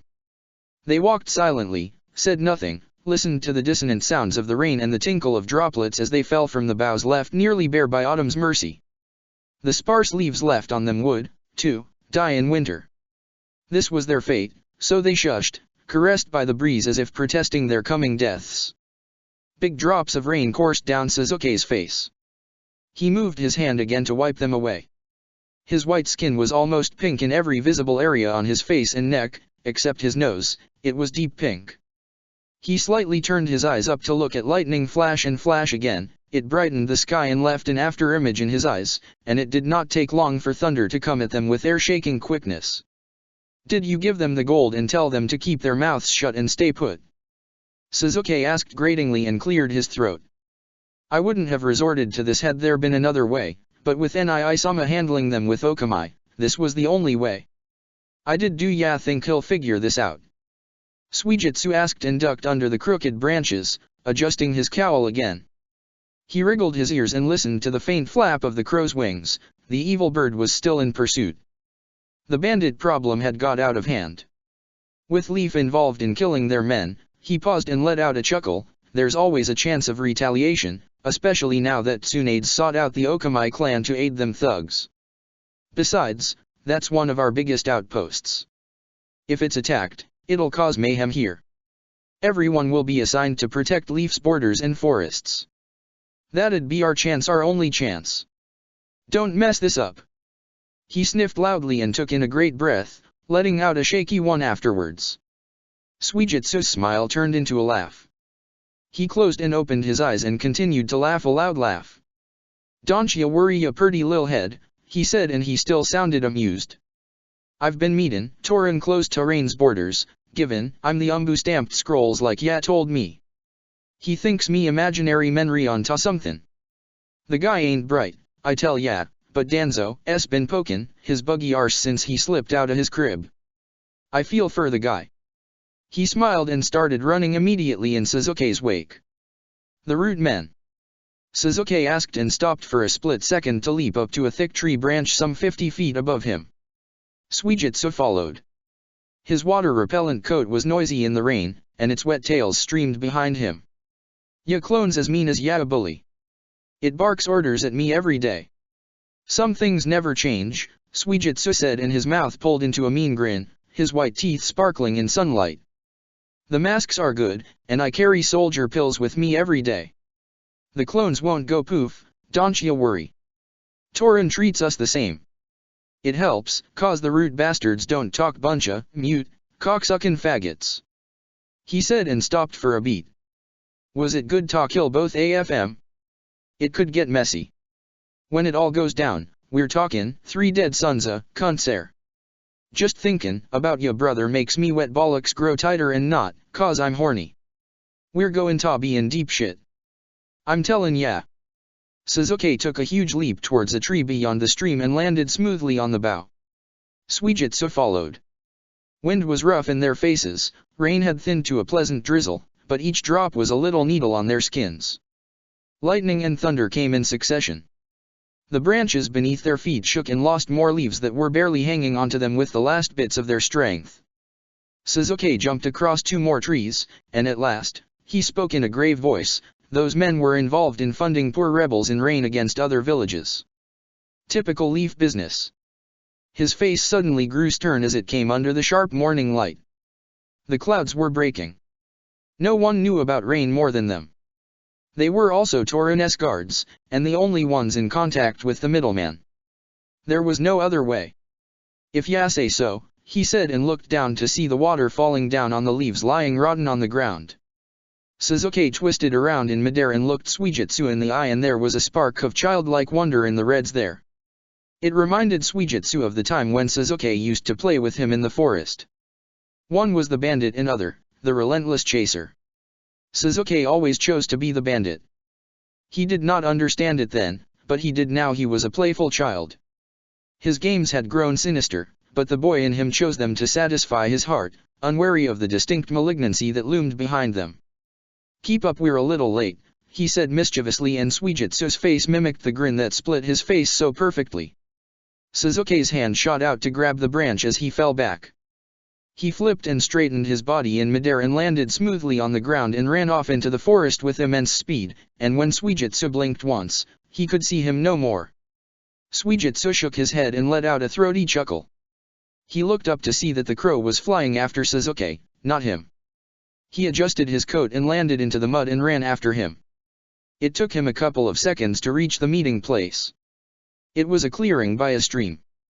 Water flowed well here, and the naked trees were filled with straw nests. Few were destroyed by the winds. All that was left hanging there, in the trees, were bits of wet straws. He saw a few chicks lying on the shallow bottom. They had drowned. Suzuki looked over to him as he approached the stream. He stood close to Kai and was talking to him about their mission in the forest to the south. The crow was sitting on the branches above his head.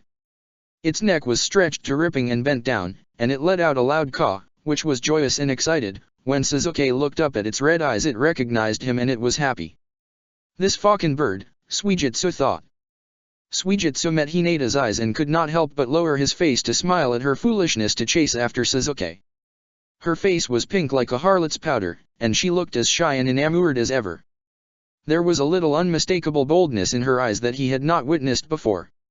Suzuki had molded her well into his perfect little puppet.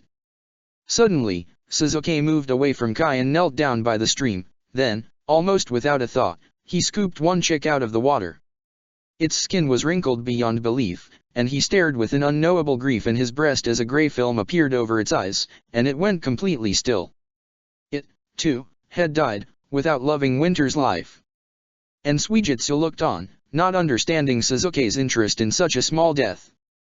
Winds and rains were more merciless here. Everything brightened with sharp glares over and over again, and the room shook. The vibrations moved up his feet and arms, all the way to his heart and eyes. He walked with firm, arrogant steps to the room. The double door was wide open, and there she sat, appearing like a kabuki actress sitting behind the two sunken fireplaces. He stepped through the door and stopped short of the fireplaces. Light flashed into the room, lighting his hard face in the darkness for just a moment, eyes as red as two embers in the brazier. "Leave. All of you. I need to speak to this girl." He spoke so coldly that a shiver rolled through the whole room. The masked men looked at their mistress, and she nodded. They left the room with quick steps and closed the door behind them. Suddenly, it was quiet, but thunder was quick to remedy that. It shattered the momentary calm without kindness, and their ears were left ringing with the unpleasant noise it created. He narrowed his eyes to slits, an expression that accentuated his frosty face. His red eyes saw very clearly in the dark, the softly powered face, eyes set alight by a red makeup, a flickering of craftless cunning that he was beginning to loathe. There was a bit of greed in the corner of her painted mouth, and it made his heart shiver with much ire that he had not thought possible. "Back so soon, Itaki-sama? You look so red and so wet." "I think the cold journey was not easy on the man of leaf." "It's a village that stays warm," Kikyo said, and her voice unnaturally boomed in the large room. The partition screens behind her looked bright and yellow in the lights of fires. "What is the meaning of this?" Itaki asked, breathing out a warm white breath through his teeth.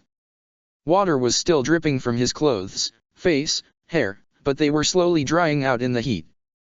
Kikyo emitted a sweet and girly laugh, picked herself off the cushion, rose to her feet as daintily as possible. Then she inched by the edges of the fireplace, drawing her kimono away from the flames with her hand. She stopped a few feet short of him and stared up at his face with rapt attention as though she was about to receive a bit of heavenly revelation. "Whatever do you mean? We agreed to take care of bandits. Isn't that what you did?" She asked in a fake, simpering tone as if she were dealing with an inept boy, and it angered him more.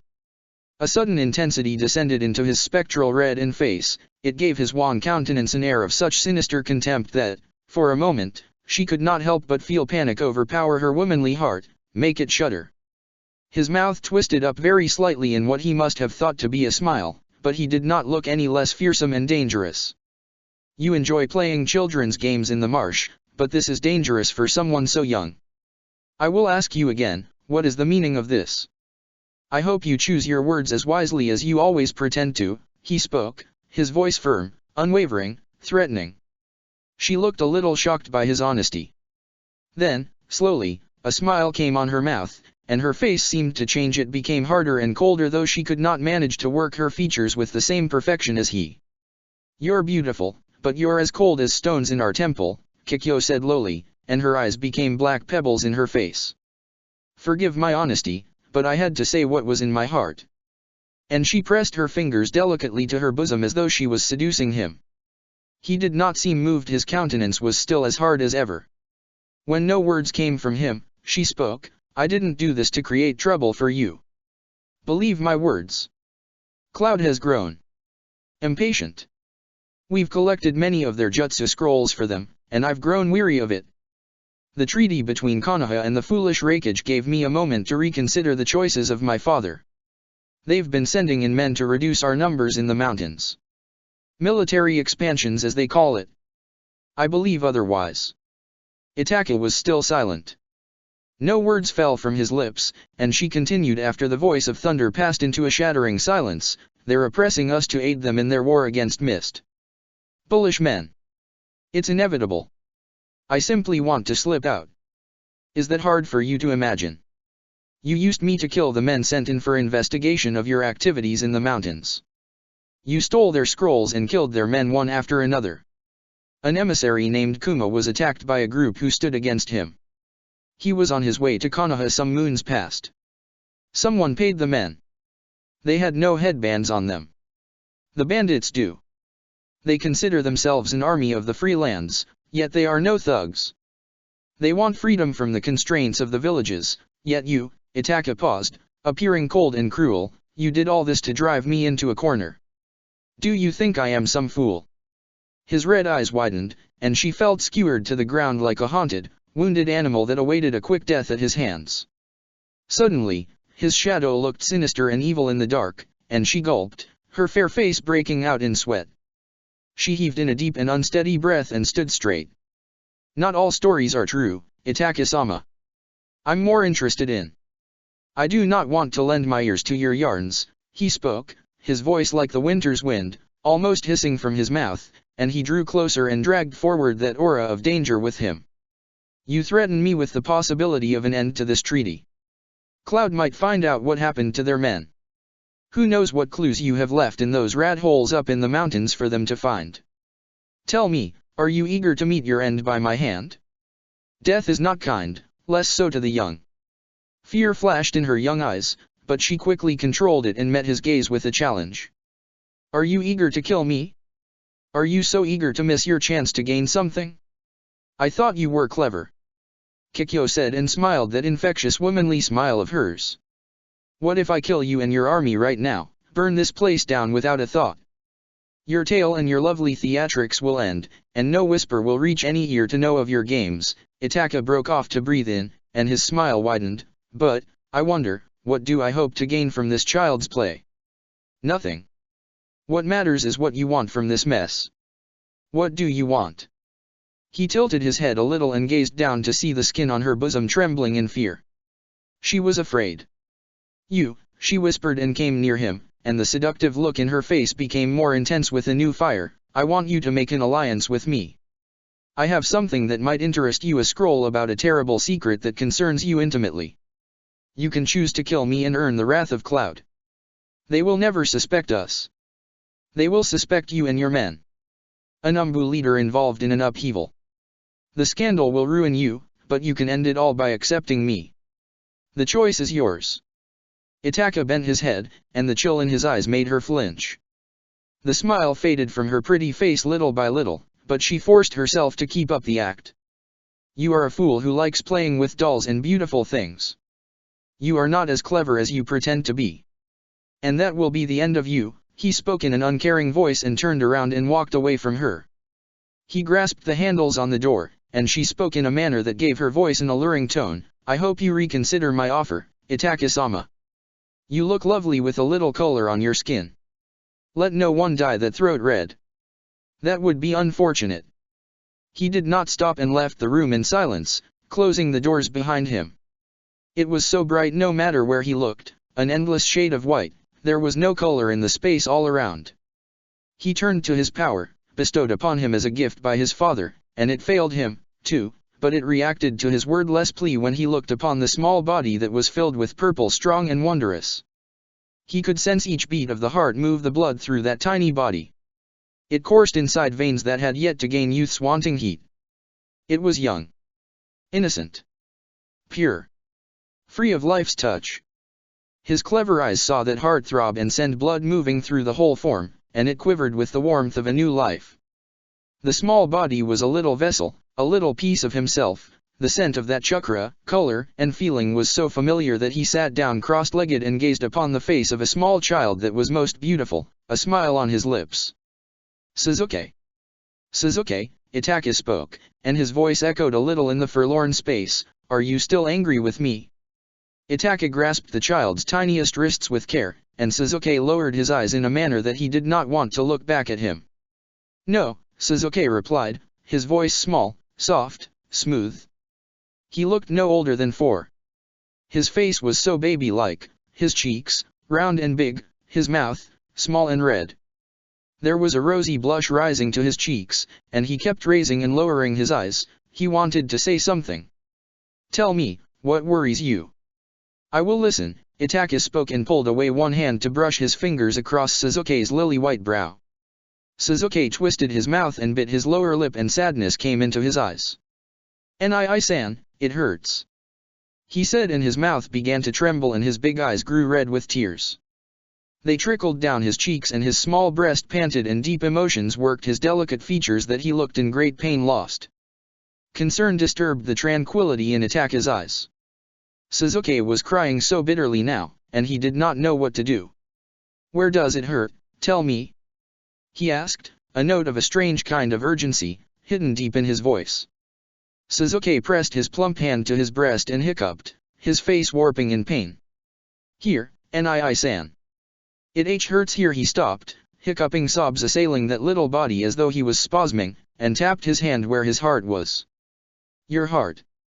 He asked and focused his shurinan on the life-granting organ beating in his breast. His heart was red and alive, thundering with emotions and strength and vigor children possessed in abundance. He could not see what was wrong with it. Suzuki, it is fine. Do not be afraid. I am here, he assured him, but the child would not stop weeping. But it hurts, Suzuki spoke, and his voice grew rough, raspy in a way that he sounded older than his years. Itake saw his form grow, his body elongate, his muscles ripple, and Itake felt the curl of his fingers around that wrist get tighter, and then nature cast Suzuki's white face in such a fine, beautiful mold that had no equal. His features grew and matured into their perfect, accurate contours in a manner that was so familiar to his eyes, not yet leaving the mellow lines of that child behind. Green veins, innocent before, flickered with a new heat. His blood was hot with the touch of youth, and as the musk of his male scent went up Itake's nostrils, he knew he was no longer a child, but a man. Suzuki had grown right before his eyes, and he felt as though he hardly ever noticed it over the years, and his own distant nature almost perturbed him. Suzuki was still looking down, sitting cross-legged before him now. He saw that heart beat inside him. It was a different heart, a new heart, a heart corrupted by youth's claim, but his spirit, a white wisp flickering against the shadow in the deep reaches of his heart, was still so pure. If Itake could just keep it the way it was, shield it from the smear of this world, he would be happy. It hurts, Nii-sama, Suzuki spoke again in the young man's voice, his eyes still lowered to the wrist Itake held firmly in his hand. It aches. Itake did not understand him. So many words sat upon his tongue like the fleeting taste of poison, but he could not speak. He watched as Suzuki slowly raised himself to his feet, and he lost his grip and looked up, almost mesmerized by the hollowness of Suzuki's eyes, and Itake realized it then, it was fear. Itake was afraid. His heart could not let him admit, but he knew, he just knew. The slow, Vibrating feel of it covered his heart like a black shroud. He did not know when he stood up, looking at his brother's face that was almost as white as the space, and it did not feel right. He was losing his color, it was not right. It aches and it hurts, Sasuke said shakily and winced. Let me show you. Would you see? And he was looking at him odd, and Itachi was speechless. Sasuke fisted a piece of his black shirt and ripped it away. Itachi's eyes fell upon his heart leaping under his ribs. It did not look any different to him. You would see, wouldn't you, Nii-sama, wouldn't you?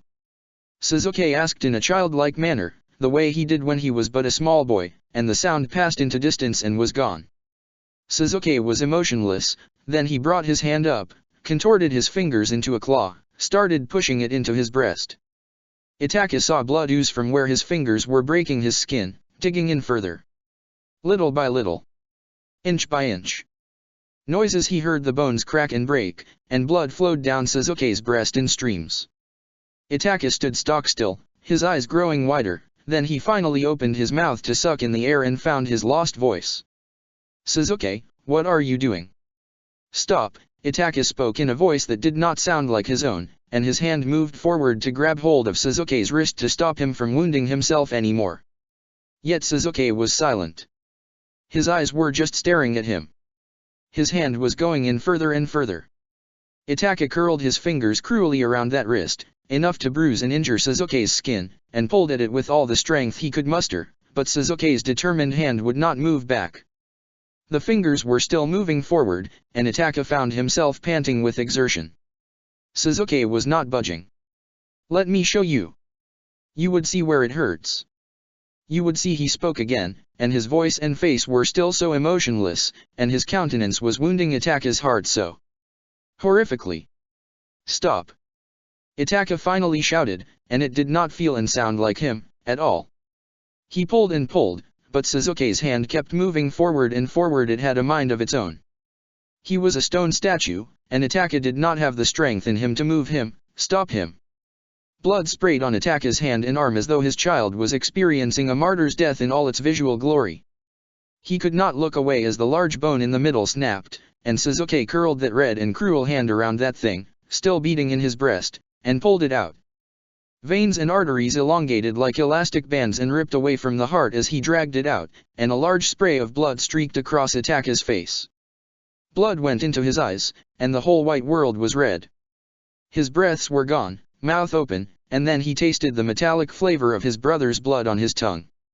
At last, Itachi heard his own heart beat once, twice, and he inhaled the stone-cold air in short shivering breaths.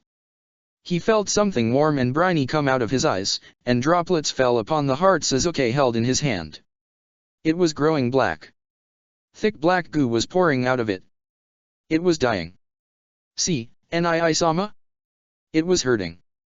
It was aching in me, Sasuke said, and his skin grew more and more pale that Itachi could barely make out his features in the whiteness of this world. Sasuke, Itachi spoke in a shaky voice that he did not know he even possessed, and grabbed Sasuke's hand and directed it to the gaping wound in his breast. Put it back in. Put it back and don't disobey your brother. You're a good boy, aren't you? You're. Sasuke slumped down onto his knees in exhaustion, and the slowly beating heart fell out of his hand and hit the ground in a splatter of black and red. He went completely still, his skin growing hard as stone. He was not moving. He was not breathing. His head was bowed, and he had gone completely still, white as a marble. Itachi fell down to his knees and picked up the heart and tried to put it back in, but the marble that was his brother's body cracked under his touch and crumbled away, and the dead heart that beat no more changed to ashes in the palm of his hand. He felt something come up to his throat, and he shut his eyes, for he did not want to look upon his dead child anymore, and opened them again to find dim yellows wavering on the ceiling. It was still night, and the room, warm. Itachi's heart was beating fast. His mouth was dry, and his head spun painfully in the grip of heat. He was suffering from fever. Suddenly, the shirt on his torso felt heavier than the heaviest weight he had ever lifted. He sat up with great difficulty and reached to his back.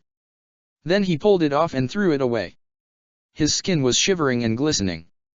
His limbs ached, and so did his heart. It was still throbbing painfully in the grip of distress. He bent forward, putting his face in his hands. It was a dream, only a dream. Itaki assured his heart, yet it would not listen. The heart still beat and trembled with rhythms that he had never experienced before. Itaki coughed and felt the vomit rise up to his throat. He forced it down and stood up on shaking legs. His vision was blurring, his head was hurting. A dull pain was spreading in his skull. He staggered to the door that led to the garden and opened it. The colder wind hit him, and the smell of it made the vomit come up to his teeth. He slumped down onto his knees and fell forward, slapping his hands on the floor to keep his balance, and that set him to retching. He vomited till his stomach was empty. Then he finally pulled himself up and rested his back against the door frame.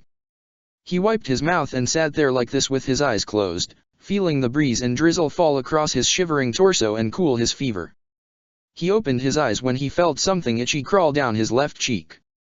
He lifted his hand and touched his cheek with the fingertips, and, when his hand came away, he saw blood.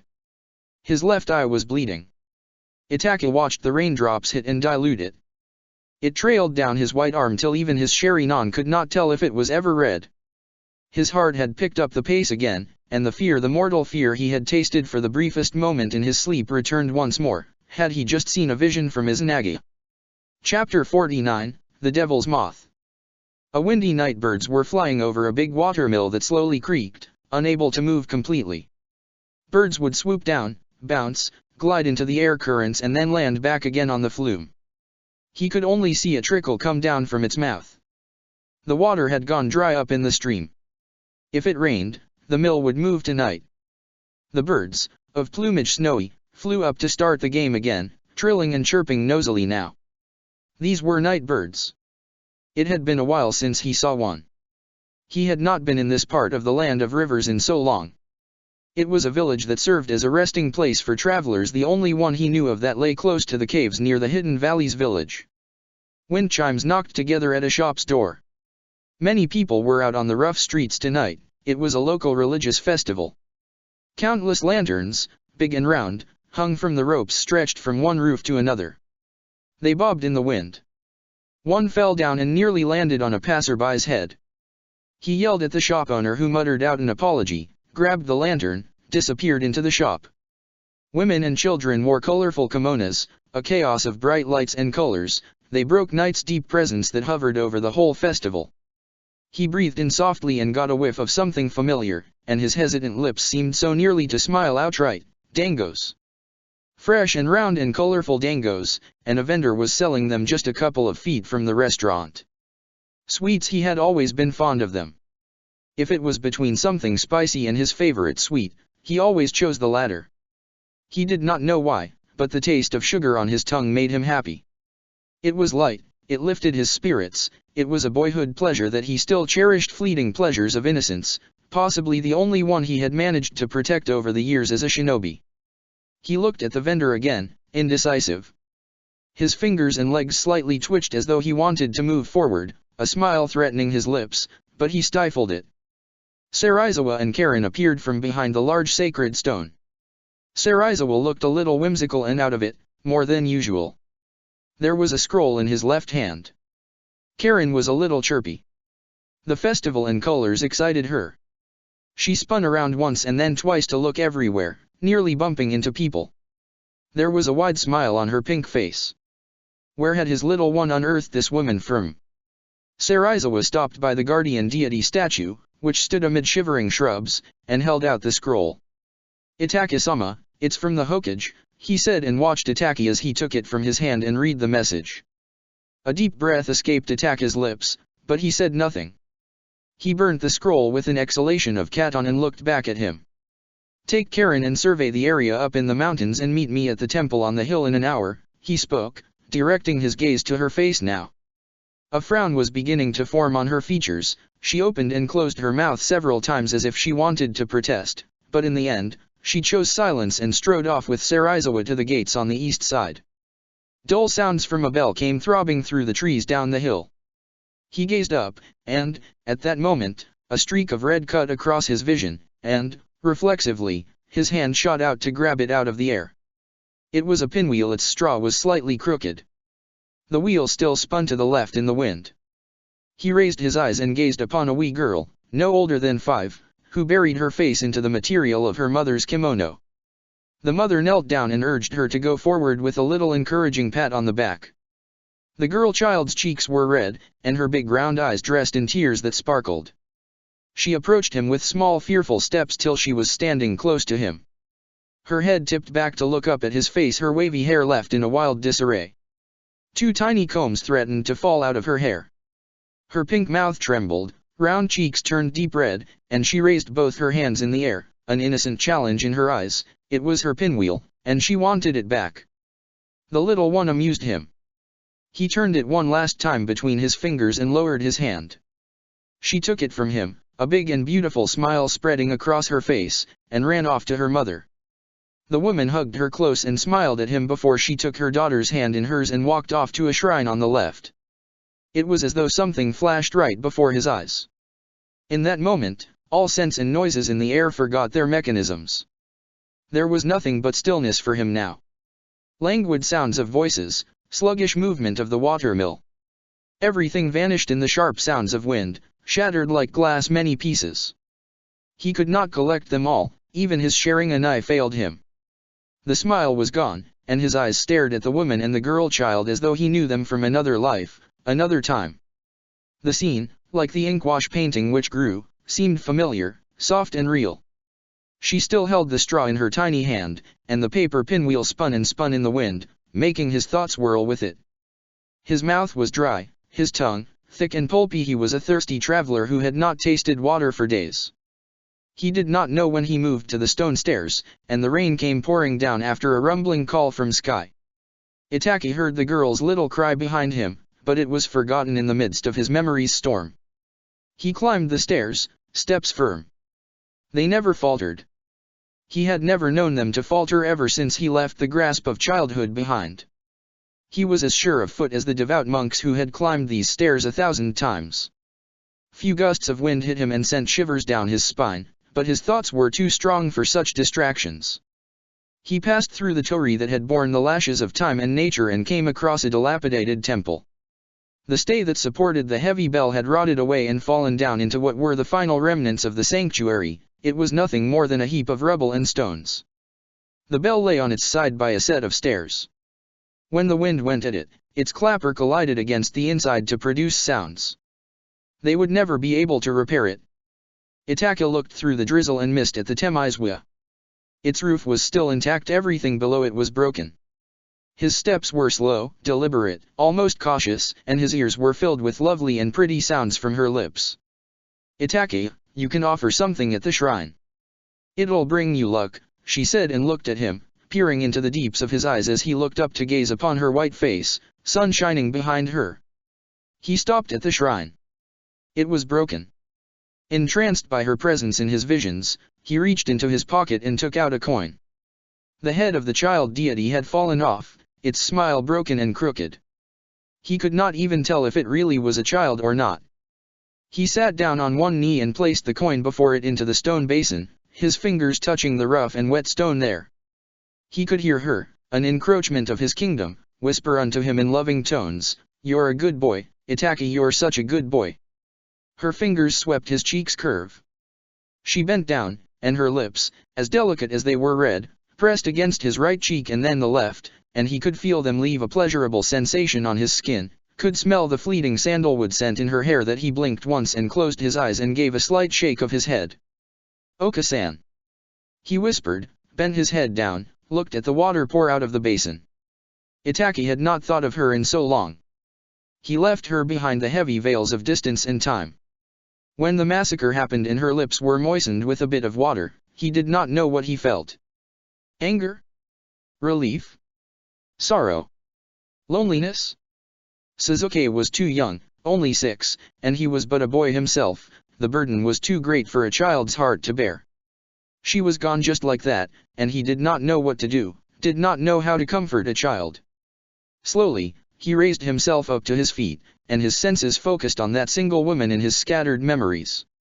The rain was louder up here, pattering on the bell and what was left of the roof. Thunder would shriek and rumble right after lightning's flashes. His skin was cold and so was his heart. Even after many years, he was still distant and aloof to her death. She was young when she died, only 35, but he could remember her with immense clarity, her heaving breast whilst she laughed, her vibrating, long, white throat, her twinkling night-adored eyes, parts of her which he had inherited in pieces. She used to press her fingers delicately to her bosom and tip her head back to let out a trill of musical laughter. Then she would press her hand over her mouth to suppress it. It was a habit. He had noted over the years that her lips turned so red and her cheeks so pink when she was happy, which gave a rosy hue to her skin. What he did not remember, did not know, his chérie non did the memory keeper. The rain slowed to a lighter drizzle and moonlight tore past the last flimsy sheet of clouds. Shadows climbed over the naked rocks and the cracked and destroyed Komenu, their jaws were missing and one of them had no arm. He could not tell which one was supposed to have its mouth open. Itaka turned his head away and took a few steps to stand under Temizwia's roof. His mind was still lost. Why, after all this time, was he remembering her now? The oldest vivid memory he had of her was when she was carrying Suzuki in her belly. It was only slightly round, and he asked of her that when he could have his little brother. She told him that he would come when summer would be at an end. She roamed around in the garden, picking up leaves from the ground. Like fireflies in night, sun was in her hair, and she turned around and smiled at him. It was still early spring and flowers bloomed fresh everywhere. He leaned back against the wooden pillar and peered at the apertures in the shrine's wall. He tried to distract himself, but the smell of her was still in his nose. Fresh. Beautiful. Soft. After all these years, he was forced to ask himself, what did he feel about her? He still did not know. Underneath the darkness upon his mind, there on the delicate gossamer cobwebs, were but a few recollections he could feel something about, feel something sweet move his heart just a bit. Mikoto was a lovely one. When she birthed Suzuki, he noticed that her breasts grew rounder, larger. He observed, too curious as a little boy. She used to slip her hand under the collar there that it would slip off her shoulder to reveal her breast. Then she would direct Suzuki's eager mouth to her woodsy-colored nipple, with a warm blush. She was happy that she had had another son. He was happy, too, perhaps even happier than she. Did he love her? Itaki inhaled a hissing breath. Cool droplets glided a path down his neck, and his shirt's collar fluttered. Small disturbances. Tonight, the memory of her was too strong, palpable. It was as though he could sense her fingertips upon his cheek and forehead leave new sensations and feelings for him to mull over. Innocent touches, lovely touches, they were full of love and warmth. I love you, Itake, she whispered in his ear and kissed that cheek with a fondness hungry. Don't you forget. You're my boy, my precious boy. Kami gifted you to me, and I'll always be grateful. Then she walked off into the garden and stood under the lightest rain. The sounds from her lips, still hanging there from a single web in his memories, trembled and moved like insects that had no escape. The web was their eternal grave. He thought it strange how her voice, and the sweet scent of her, struck his senses simultaneously, that he could see the memory. He was there, and she was standing in the moonlight, wet and laughing like a wee girl. The long kimono skirt she wore stuck to her skin, and her crests peaked in the cold, the material dark, interspersed with beautiful edges of gloomy whites. His eyes followed their ghostly shimmer, and he could see her, all of her, the gleam of her young flesh, and the roundness of her breasts and buttocks, and she laughed and laughed with her head tipped back, moving her hands over her bosom and face in futile attempts to rid herself of the rain, which beaded on her white face, supple bosom, the rich fringe of her lashes. She looked over to him, and he could only stare at the light shining in her eyes, and then the veins in her neck and face pumped a pink hue to her skin, and she was blushing again, so girl-like and young. Her wet hair whipped across her face, some clove to her ruddy cheeks, black strokes across white. She put her hands over her mouth, and the laughter shook that delicate body. Her hands reached out to him, and her voice echoed like whispers of the dead in the disquieting space. Come to me, Itaka, come. Don't you want to play in the rain? It's the first rain of autumn. It's lovely. Come, come. She gestured to him again, flicking her hand. Itaka did not move, but he saw a specter, a little boy, move to her in his place. She took his hand in hers and sat down and drew him into her lap, and she pressed the boy's head against her breast and smoothed his hair. Her heart's thumps resounded in the boy's ears and his as she wrapped her arms about him to pull him close. The soft side of her red mouth trembled in a smile, and she bent her head down to kiss him on the wet brow and blushing cheeks. She raised her startled face to Suzuki's cries from the Izumi, placed under the roof where she could see him. He was crying in hunger. There was a slow expansion of his lungs and a deep sigh. Then the air was slowly exhaled, and he leaned his head back against the pillar, thinking, what did he feel about her? And still he had no answer. He forgot her and her memories. It was not deliberate. He thought it was for the best. Slowly, very slowly, she faded from his memories and was pushed back under the pile of many. She was just a haze in others. A shadow that talked and walked across his past. When he looked back now, after experiencing the first ooze from his ripe genitals that told him he had turned into a man, he would say that she was beautiful, like red sasanqua in early winter, blooming and dropping its petals. She had delicate, lovely curves and perfect white skin that must have been the envy of many women. Her features were set in a soft, lovely mold. She always looked innocent to him, young, pure, naive. There was not much to think of her. They called her Mikoto and she was lovely. She loved him, and she blushed and laughed in the rain. There was not anything else about her that would startle him, make him think of her twice. If it was not for the scent, he would not have remembered her at all. Itaka looked up and saw an autumn moth, its wings silent black, crawling on the cracked wood, fluttering its wings above his head. He raised his hand, and it climbed onto his finger. They called it the devil's moth, too. It poisoned its mate, a common pink one, and was attracted to strong chakra. Perhaps it had followed him here from the festival. He did not know. It so loved the purple lilies, a grave for its heart. And then his mind floated elsewhere. Did he ever love anyone? Mikoto loved him so much, and he did not think he ever felt the same, ever returned her love. Perhaps he appreciated her love, her kindness. As a child, she would dote on him, stroke his hair, and read him folk tales of the Uchiha from a distant past. It always used to pique his curiosity, and he would ask that was it possible to make Sharingan genjutsus more powerful to fell the enemies? At his question, her eyes would see him with an unspeaking wariness as if she was seeing him for the first time, and the silence between them would hang like a discarded little thing. All she could manage then was a shy smile and few words that he was too young and innocent to talk of kinjutsu and battlefield and war. He felt that Mikoto always treated him like a silly child that was so fragile that he needed her to protect him. It used to draw that unneeded ire and indifference from him, but he ignored it, for they all called her his mother, and she loved him. It's natural for mothers to be foolish, he had reasoned then. Love made men fools. His heart trembled at the thought, and a shiver entered his body. Even the moth felt it, and it began fluttering with a kind of uneasiness. It did not want to go out into what remained of the storm. Wind would rip apart its fragile wings and rain would ruin them. It wanted to stay on his hand and feed on a little of his chakra. How foolish was he! Her softening lips came to attack his mind, and he saw her tempting ghost again in the vast gossamer, his memories, kissing little Suzuki in her arms. The child used to look at him and let out a startled little laugh as though something about him made his little heart so happy. His plump cheeks would grow red and warm. Then Itaka would move his finger playfully above his face, and he would reach out eagerly to grab it and emit a lovely, innocent laugh as though he had conquered something so big. He never had had any urge to pick up children, but he found himself drawing Suzuki to himself and steadying him in his arms and looking back at the eyes that had seen but few rooms, streets, faces. They were pure. There was a new innocence contained inside that tiny body, and the smell of it was so like his own. Suzuki was a piece of himself and his heart. He did not know why he thought that way as a child, but he did. He used to rock him to sleep in the meadow whilst he sat amongst the lilies.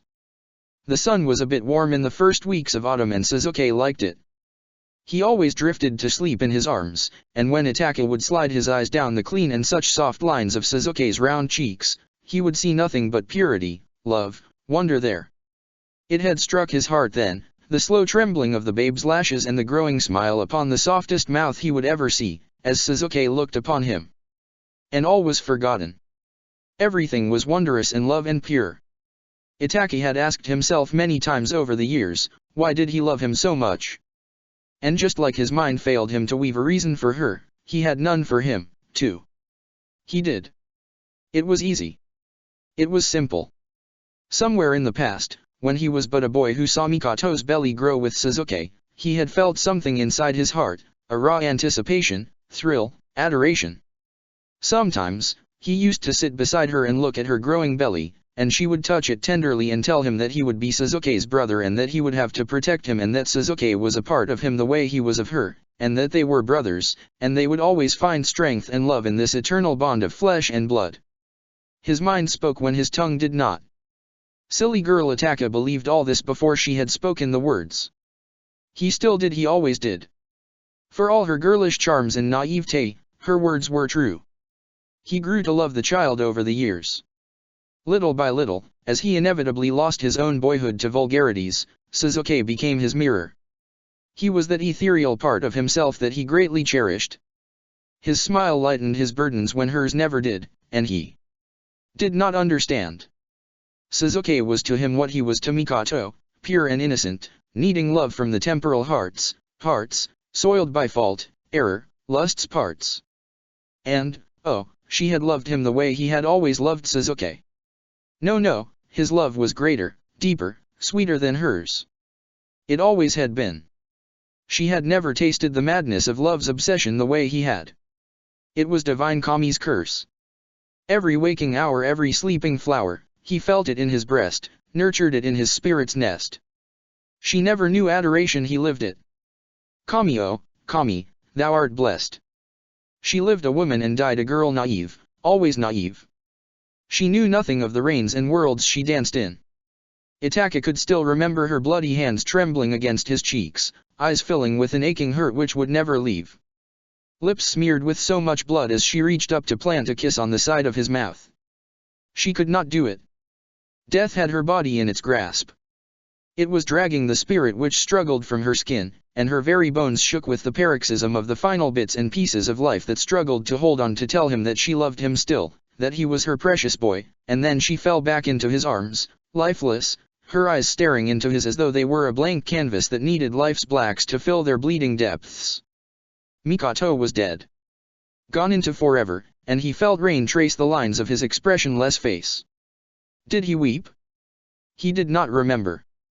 He had set her down gently and sat there, smoothing her hair and wiping away the blood from her face as if it marred her countenance. When winter's rain fell, he looked down at her again to see that she was staring up, and he felt that she was about to smile, laugh a little, for the rain made her happy. It made her blush, but her skin was growing whiter, and she began to look more and more like a child's throwaway wooden doll, and he wanted to look away. Someone threw a white cloth over her body, and instantly, red soaked through, making it appear spotty and unclean red sasanqua petals in snow.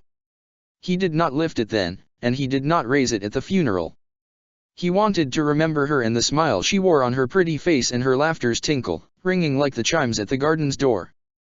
That was how he chose to remember her and her loveliness and her youthful naivete, so when she was buried, he forgot it all, too forgot the red, that haunting and ugly stillness in her face, and the hardening body in the rain. Itaka turned his head to the sounds of steps, and the moth flew away from the tip of his fingers. Wind was light and rain had stopped. His mind was whole again. Sarizawa appeared, with Karen in his wake. Itaka walked to the cliff and peered down over the edge at the darkness below. He peered for a long time, looking at the valley below that was full of shadows. His mind was cleared of all confusion, and he was cold again. Then he jumped down into the dark, and she was left behind amongst the shrine's broken stones like a forgotten memory never to be remembered so fondly again. Chapter 50, A Warm Winter's Night. Rain had stopped and sun was warm in an aloof way. Winter was starting to whisper. They felt it in their bones. The air filled up with chills. It was softer today, sun, merciful. It would soon lose that mercy and grow distant still. He knew it, it was life. Suzuki gazed up, sunlight glowing on his countenance. It was balmy, pleasant. He felt a slight tingle there as if it touched his cheek with tenderness. He breathed in a mouthful of that sweet air. It was cool, bearable, but it would change soon.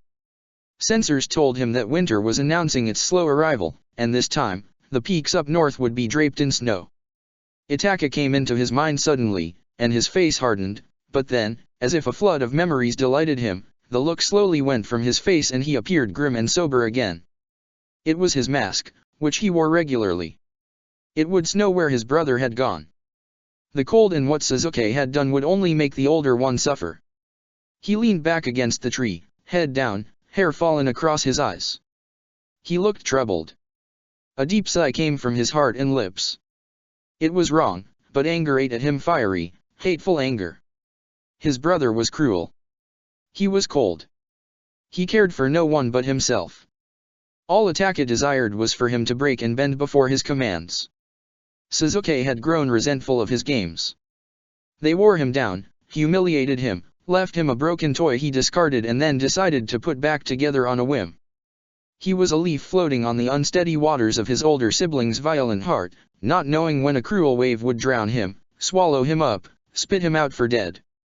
He inhaled sharply, cold assaulting his lungs, and glanced over to Suijutsu, who stood confused and dazzled by the dreadful bird's presence. He looked up at the crow staring down at him, its sherry non-eye sharp. He strained his face, and shadows of leaves threw themselves across his wan features as the sun moved a little higher. He screwed his eyes up, blinked thrice, and opened them so wide that Sasuke thought they would fall out of his sockets. Then he made a wary, fearful face and gave a shake of his head, glancing towards him with a questioning look for the 100th time. Sasuke knew what Suijutsu would ask him, why was the accursed thing still here? Sasuke sighed and looked away. He wanted to feel something. Something like guilt to rattle him out of this quest, but he did not. The wounds Itaka had left upon him in the forest would never heal stains on his pride, something he would carry on himself for as long as he lived, and he would never forgive him for that. His heart fluttered with a kind of unsettling sensation, protesting against his wild decisions. He let it beat with an unsteady rhythm. Whatever happened to his brother was no longer his concern. Itaka hurt him terribly and he had to pay, too. It was only fair. It was only sweet and innocent revenge. Sasuke was used to it. Often, Itaka broke his promises, and Sasuke, a boy child of 4, would blunt his kunous and hide them in the garden when Itaka did not listen.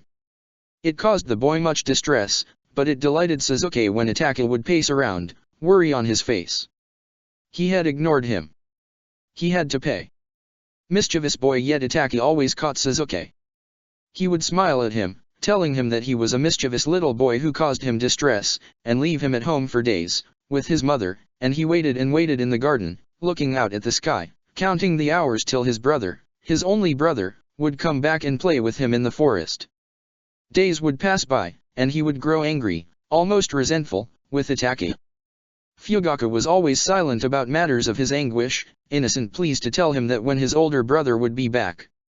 He is on an important mission, Sasuke, his Oto-sama would say, eyes hard, a bit of stern look would cross his white face that was always molded into the mask of a formal, rigid expression.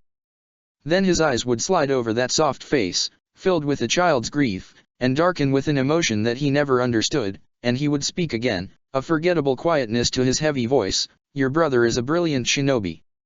He has to be away on many missions. You will understand one day. You are too young for this now. And Sasuke never did, he never understood why his father loved the older one and never so much as smiled at him. He tried hard to please him, learn things on his own. Itaka promised many things, but he hardly ever stayed true to his promises. He was a liar. He always had been. Blinded by love. That he never noticed Itaka's little lies.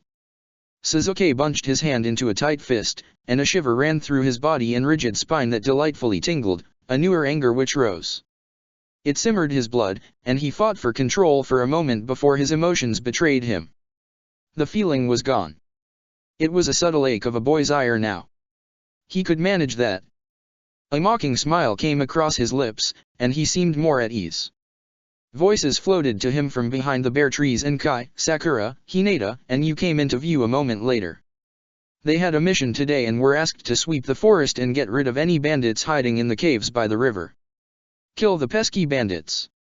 It was an easy task. He wondered whether they would find any as they were holed up close to the outpost several kilometers from here. Another hopeless task, another fool's errand. The higher lobby loved this display of showy arrogance. It did not matter to him. Their politics were none of his concern. As long as he dragged the swine through the sty and let the world know of his sins, he was content. Kai looked over to him and created such a whimsical expression that it surprised him. Behind him, Hinata stood with her eyes upon the sun. Her face often worked with dreamy expressions these days. Next to her, Sakura's green eyes chewed him up. It felt as though he relived the same moment over and over again whenever he looked at her. It was almost tedious. Kai said something to you when Yugo came into the clearing with 3 chinins and walked to him, his steps a little urgent and clumsy. He looked tired. Keeping an eye on Sasuke was proving to be quite the ordeal for him. His face was pallid with an almost sickly yellow tinge about the cheeks. He cleared his throat and coughed once before he looked into Sasuke's eyes, a deep frown in his brow, beaded with a bit of sweat. "Sasuke, sweep the area to the east," Kai said and pointed his hand at a tree a couple of yards away. "Take you and Sakura with you and no one else. Yugo and Suijutsu are needed for another task." "Sakura? Nii-sama took Karen with him, my best sensor, and now he wants me to sweep the area with a sensor in training?" Sasuke asked, a look of irritation just beginning to develop on his countenance. "You don't have to be so obedient. There's nothing to gain from him." He smiled, which was more along the lines of a ghostly sneer, and his eyebrows rose in a show of meaningful frustration.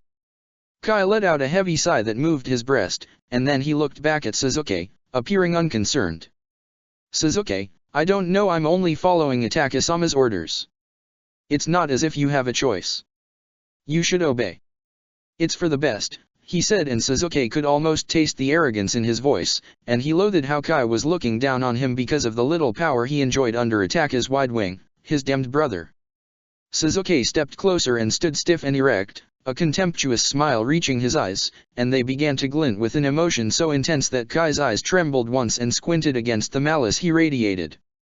"I wonder how long you'd enjoy this little power. Don't get too happy. Let's not make this a habit, huh?" He rasped, watched as more sweat oozed out from the pores and quivered down Kai's skin that shivered ever so slightly with an anxiety his heart could not understand. Sasuke made to walk when Kai spoke again. "You're responsible for this mess, no one else. Don't take your anger out on me. No one deserves your wrath. You had a choice to stay put, but you ran away. You only think of yourself, not your brother.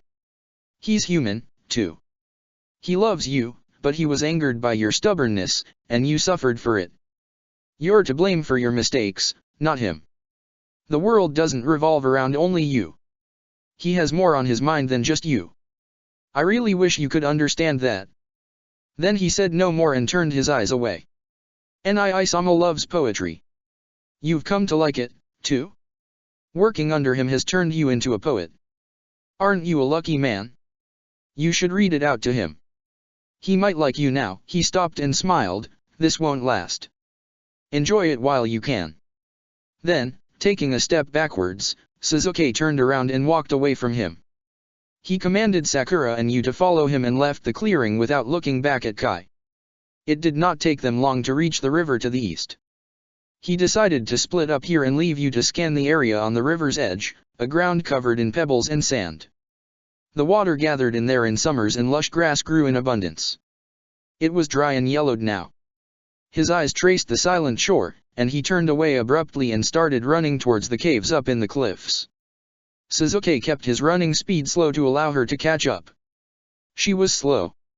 He did not look back at her, but he could hear her struggling to breathe, to catch up to his speed.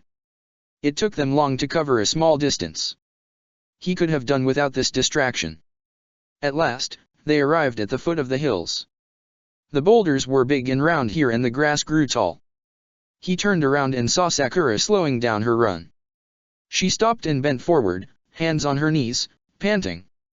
He raised his gaze slightly, and his Sharingan could tell that the crow was sitting about 100 meters away. Persistent.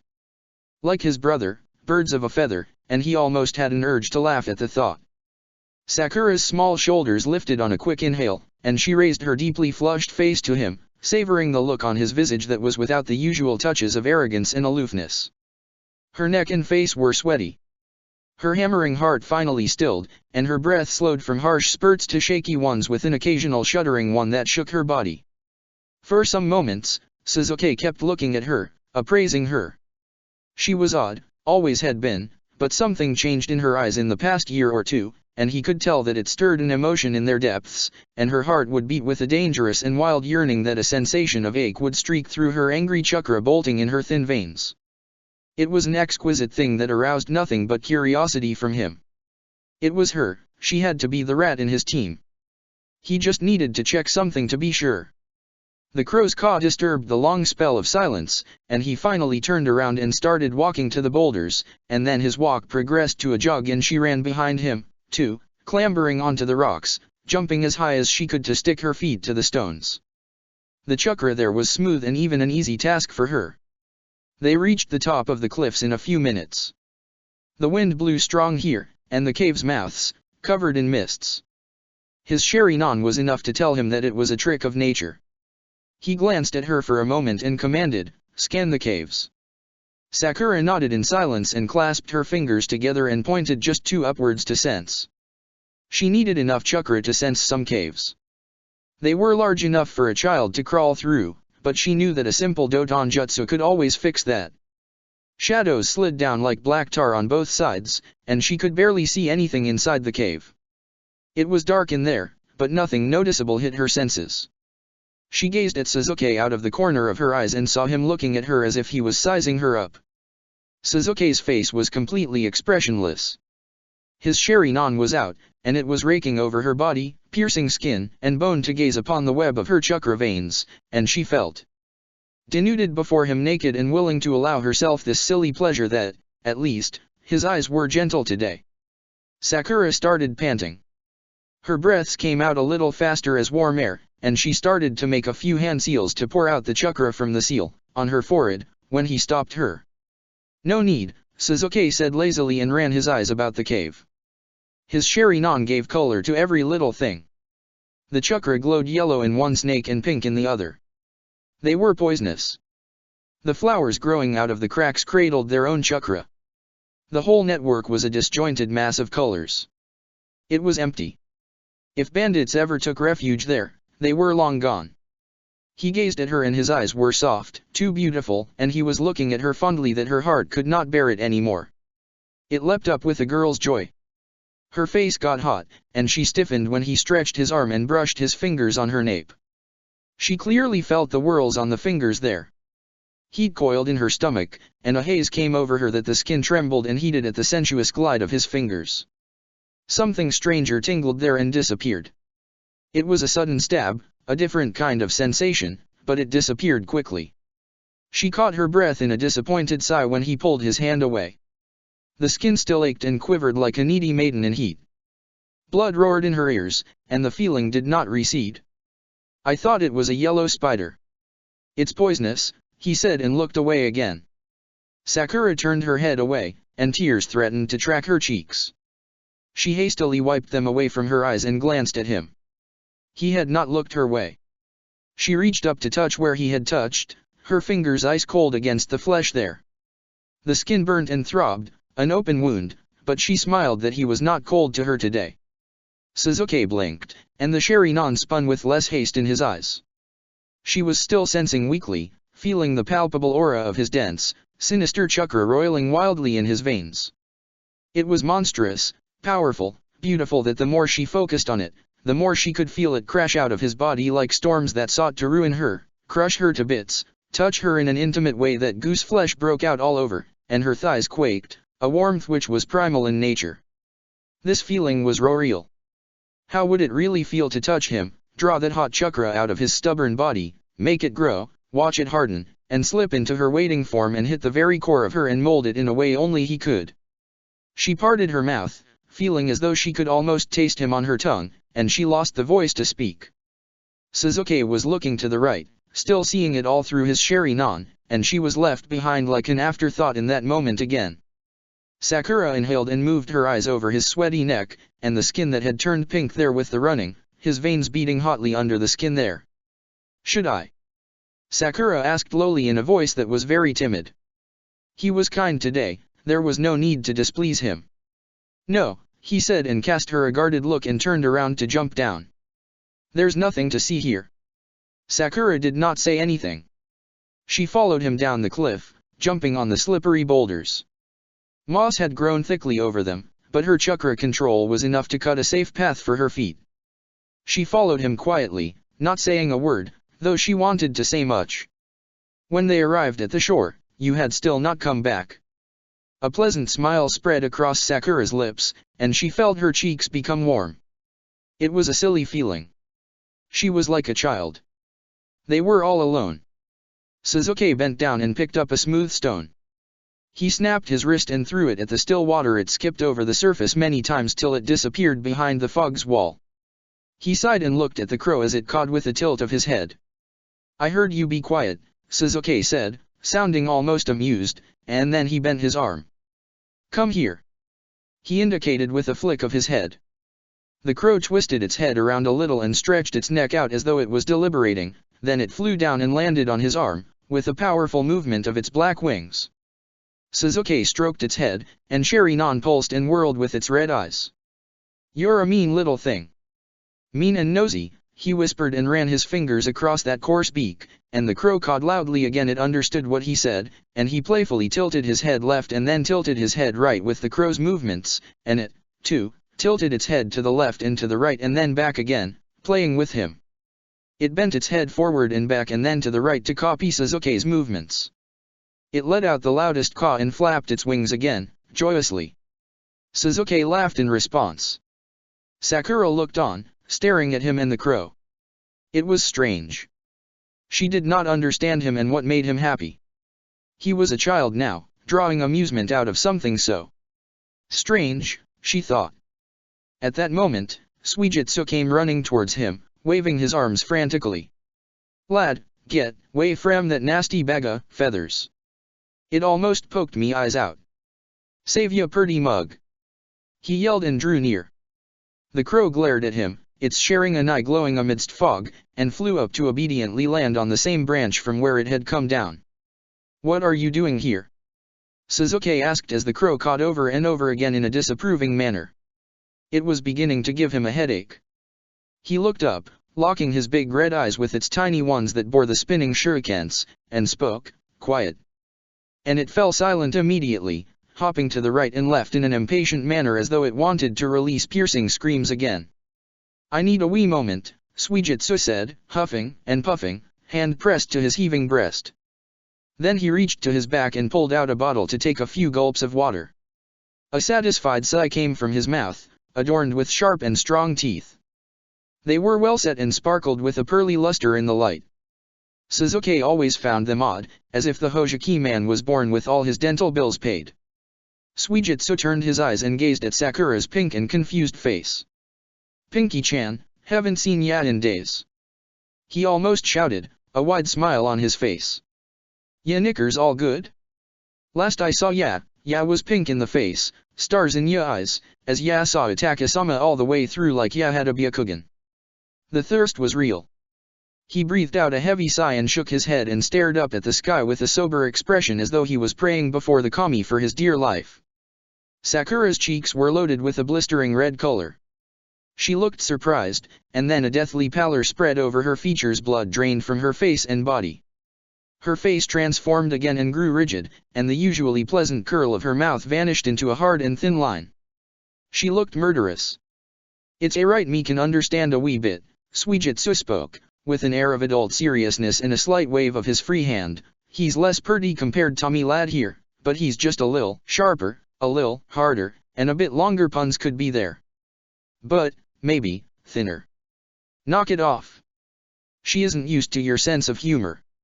And don't talk about Nii-sama like that ever again. Shame on you, Suzuki reproached him, a little irritated, and the toothy smile returned to Suijitsu's face. But I ain't fucking round. The romantic, deep, and much feelin' poet in me saw it with me own two beady eyes. A gift from me mother. She wasn't purty like ya. He said and closed his eyes to breathe in deeply. Kami Pinky-chan thirsts. She's got a bunch of complicated feelin' for I'm. There's no other shit there. I'm just tellin', ya. Suzuki. Sakura shouted in anger and indignation, her fists shaking. Suijutsu, behave yourself, he said a little tersely, and Suijutsu raised his hands in the air, muttered out an indistinct "right" twice, and broke into chuckles. Sakura turned away from them in a huff and sat down near the shore. She grabbed the stones and began throwing them into the water and watched the ripples grow and disappear. Suijutsu put his hands behind his neck and looked back to Sasuke, who was gazing up at the crow again. "I gave Kai a slip," he whispered, and a deep, rough laughter rippled in his throat. "Suna, bitch is probably runnin' round in circles to find that shrine in his own buggered arsehole. Ya looked at me weird when ya left. What's eatin' ya, lovely?" Sasuke lowered his head to look down towards the shiny pebbles by his sandals. "It's her," he said in a chilly voice. "Her Pinky-chan." "What do you mean?" he asked, and sweat suddenly collected at the back of his neck. That did not sound good.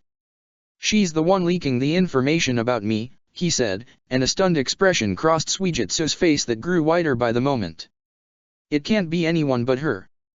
He turned around and looked off into the distance, his Sharingan sawing through the fog to see on the other side. It was just more dry grass and more pebbles there.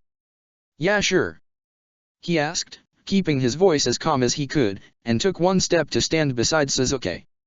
Itaka was gone, and if Sasuke found out that she was working for Danzo, her days were numbered, and Sasuke would be in grave trouble if he killed her. "I investigated the shrines before Nii-sama left," he said, and stole a glance at her. "If I draw straight lines, 2 of them meet exactly at the root headquarters. It's right in the middle. I found one more in the forest.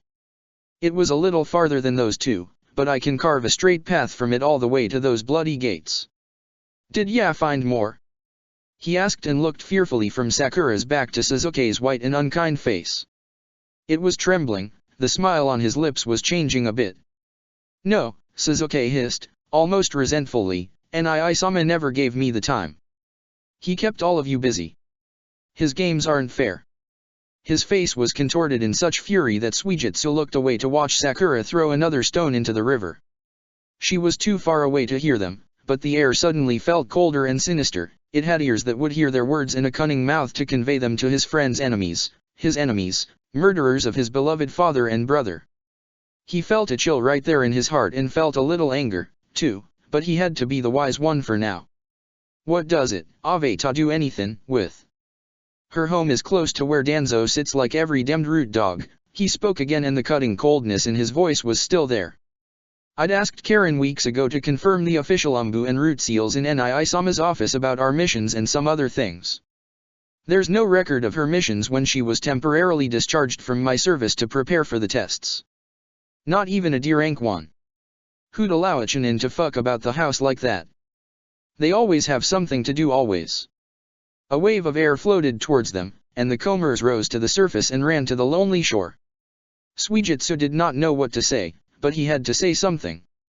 "She's Hokage's special lil cunt. Ya jump into conclusions. Don't be hasty." Sasuke squinted his eyes against the breeze and filled his lungs with its sweetness.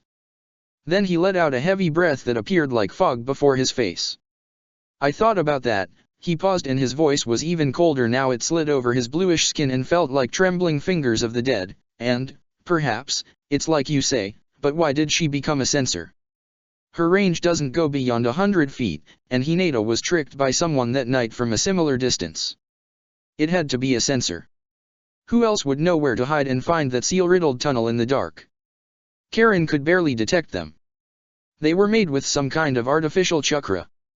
She knows about it, sense it. No wonder it was easy for her to fool someone with a dojutsu. There are too many coincidences.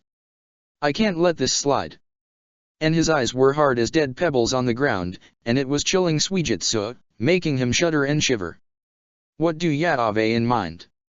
Ya can't just kill her," Suijutsu whispered and stole a fearful glance at her. "Ya just got out on suspension's a murder, and not just any murder foo-s. The guy who was dropping the soaps too often in front af that frisky old faggot. Danzo's out for ya bollocks. If ya try to read her EAD, and she's suckin' his wee pisser like ya say, Ave me doubts they Ave left this bitch running on their payroll without any seal or protection. Danzo ain't that stupid, lad." Sasuke glared at him, eyes unmoving. You think I'm a fool? He hissed again, and his voice came out as a deadly threat, face taut with ire and purpose, and a vein bulged in his jaw. Of course she would have a Funjutsu seal on her. Leaf Suzumaki have always been dogs. If I touch her and try to break her mind now, they'd know. If she dies suddenly, the blame falls on me. Don't think I haven't thought of that. Suijutsu breathed out a sigh of relief, and his heart calmed down. Yeah, gave me a scare. Yeah, a good lad, Suzuki. Am proud AF yeah. I thought ya had done something rash outta anger. It ain't like ya to be so hasty, Suijutsu said, a touch of faint laughter in his voice. He slowly brought his arms up, stretched, opened his mouth wide to emit a yawn. Silence. It was broken by nothing but splashing sounds of stones hitting the calm waves. Sakura was trying to make the pebbles skip over the water. She got to her feet and picked up one and jerked her arm back to throw the stone. It only skipped twice before it sank to the bottom. A sound of frustration came from her, but she picked up another one to try again. I've done something to make it easier, Suzuki said, eyeing her with a roguish glint in his hawk eyes, and Suijutsu's mouth was still gaping open but nothing was coming out. I asked Karen to make one for me as soon as I got suspicious. Now, I'll have to wait for it to grow and eat any seal on her. It shouldn't take more than a day. A new seal will be useless with Karen's seal in place. It won't protect her. The root seal doesn't release chakra, probably artificial like the tunnel ones. This bandit business root wouldn't even notice it in the chaos. All you have to do is bring her to me in the forest on that day, and I'll dig one more grave under a tree, the one she wanted for me. And he smiled just like a wild child and eyed her one last time before he turned away towards the crunching sounds of dry leaves. It was Kai, and he had found him. Suijutsu's arms came down slowly, and he could not help but look at the pink-haired girl as she touched her nape tenderly. This was bad. Like feathers, snow was floating down and piling up on the garden. One of the stone lanterns was still burning. The flame flickered and guttered, but it stood tall again. It was not going to go out tonight. He had left the door open. A light, frosty draft moved in, and the fire burning in the fireplace by his futon barely made a difference. Itaka was feverish again. He did not understand why his fever did not abate. His limbs ached and the clothes were a burden on his body. He stripped off his shirt and cast it aside. The breeze felt cool and soothing on the skin that ached and shivered as if he suffered from a terrible ague. It was only a mild fever. Itaka turned on his shurinan and looked at the chakra veins pulsing just beneath his skin. His chakra was disturbed only slightly. The illness was mild, nothing his powerful chakra could not remedy after a good night's sleep, but it had been persistent. The fever never truly went away, and the more he drew on his chakra, the more difficult it became to control his crows. He guessed that he had been drawing out his Manjikyo consistently for the past week now. The crow did not take much of his chakra, but it drew a bit of it daily to maintain that perfect black form. It could be Kikyo's trick. He frowned and sat up to look at the garden as frost rose into the air sluggishly as a transparent veil. His head dropped into his hands, and he breathed in and out heavily a few times. The fever receded, and his mind began to focus more clearly on things around him. The draft felt colder, and his limbs quaked no more. He pulled his hands away and looked down at the chakra again. It was more even now. Itaka's thoughts turned back to Kikyo. She could have given him a drug to halt his progress. He would not put it past her. She did not want him to venture too far off into the caves that littered the uneven cliffs like gaping mouths. He did not find anything close to valleys a useless foray. He did not understand why she offered him the scroll herself. Why would she want to break off a pact, formed with an elder by her grandfather? This was a terrible game, and she was too young to play it right. She was still clumsy. He may not have found anything in the mountains, but her slips were numerous and silly. She butchered many of her own men at the hands of the bandits in the last battle.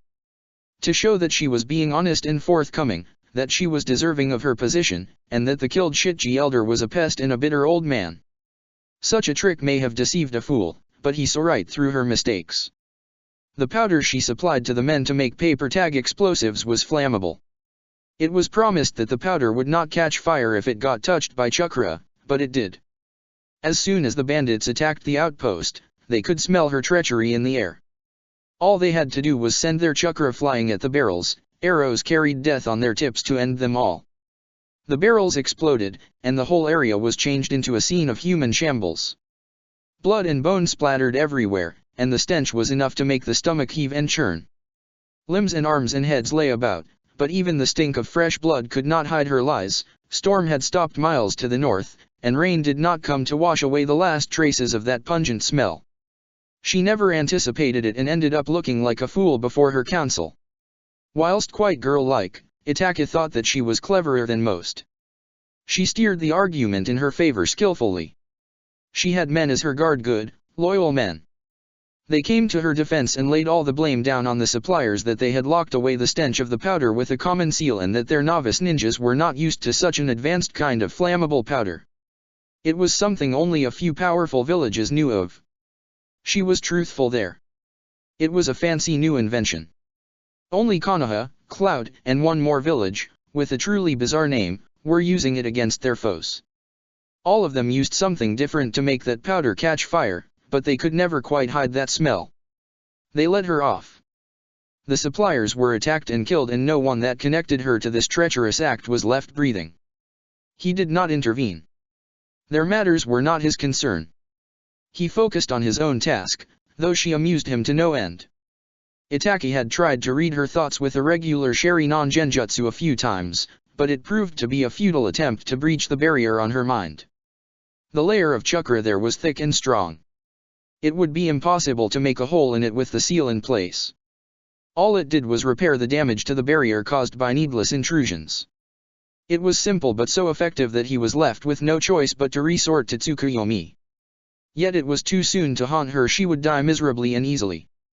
He had to wait for this children's game to end. If everything fell apart, he could still leave with a scroll in hand and use a genjutsu on someone else and end her life in a simple manner, making it look like poetic justice. It would be easy to become a part of this pretend play with her, but if she was looking for an alliance, she was no more than a silly little girl. His ears wriggled like a fox's when he heard dainty steps approach his room, and then a knock came upon the door. He did not have to look with his Sharingan to know who it was. The smell of her was enough to announce her arrival. "Come in," Itaka spoke and looked at her as she opened the door and steadied a tray in her hand to step into the room. She closed the door as softly as she had opened it. Turning around fully, Kikyo moved her free hand to grab the tray from the other end. She wore expensive kimonos. It was a red one tonight, the flowers on it, redder in the shadows. She was not wearing any makeup on her cheeks and round her clever eyes, just the lips, painted red with the juice from forest berries. She breathed in once, and the shadows danced on the exposed skin of her bosom. "I thought you needed a little medicine, Itaka-sama. You're so cold that you didn't tell me you were ill," she said, and her face was lit up by the fires gently. Itaka did not say anything. She walked around the futon and sat down next to it, not daring to climb onto it and sit next to him lest he might stop her. She bent forward and placed the tray on the futon.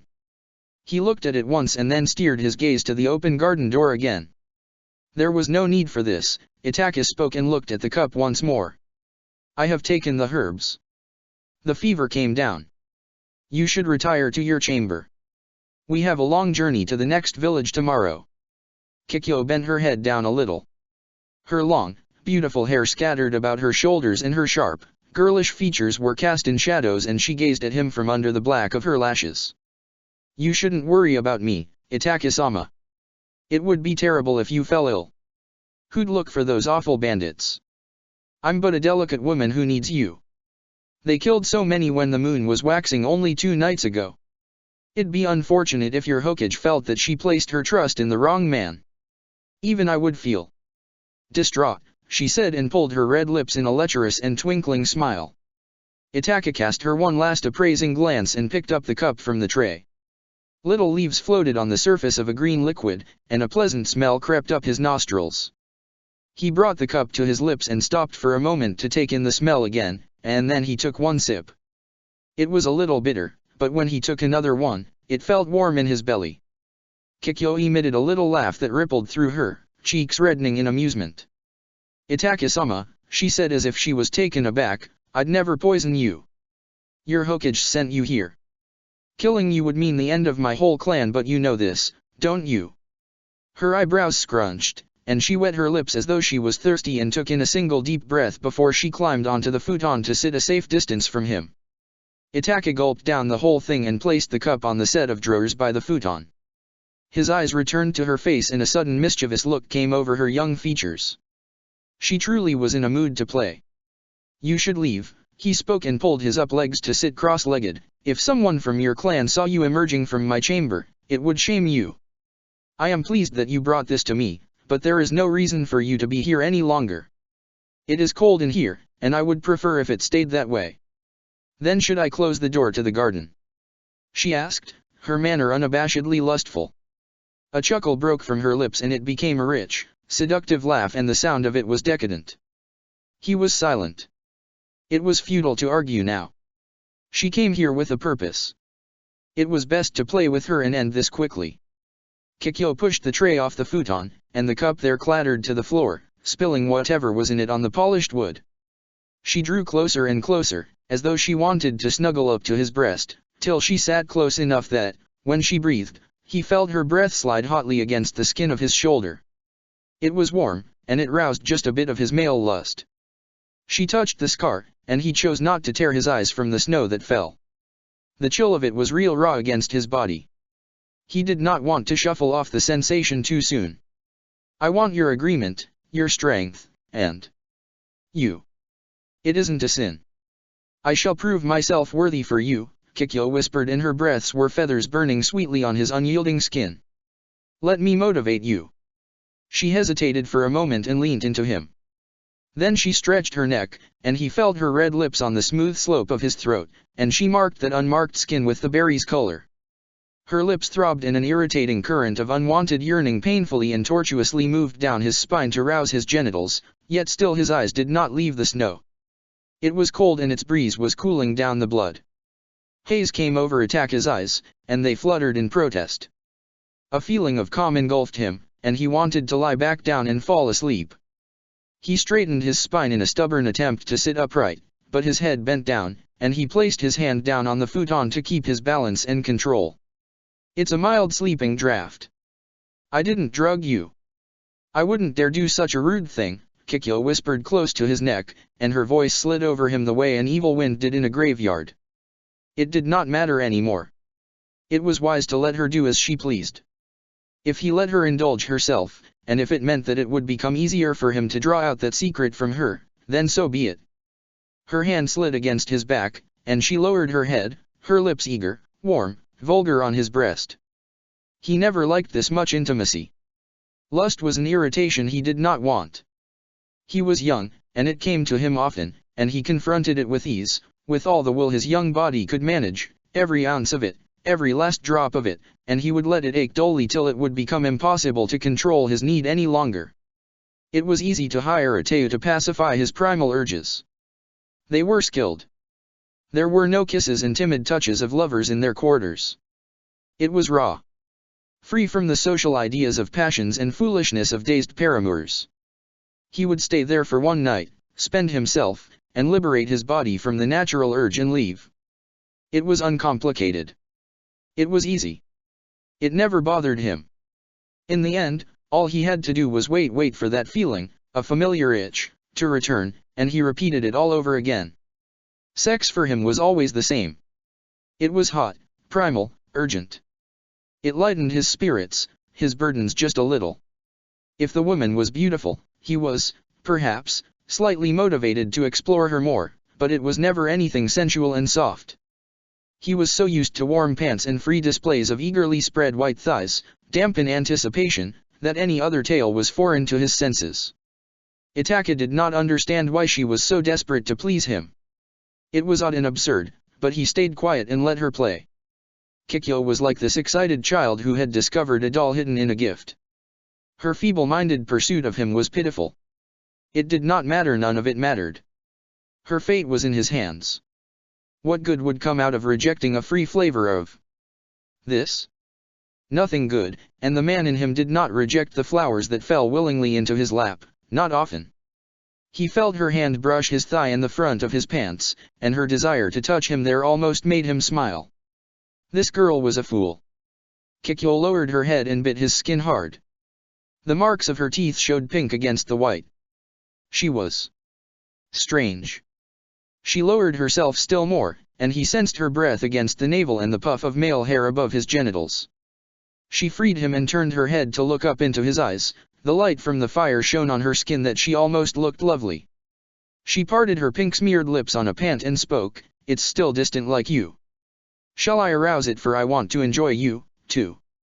Then she sat up straight for a moment and pulled at her kimono collar, and it slipped down her shoulders.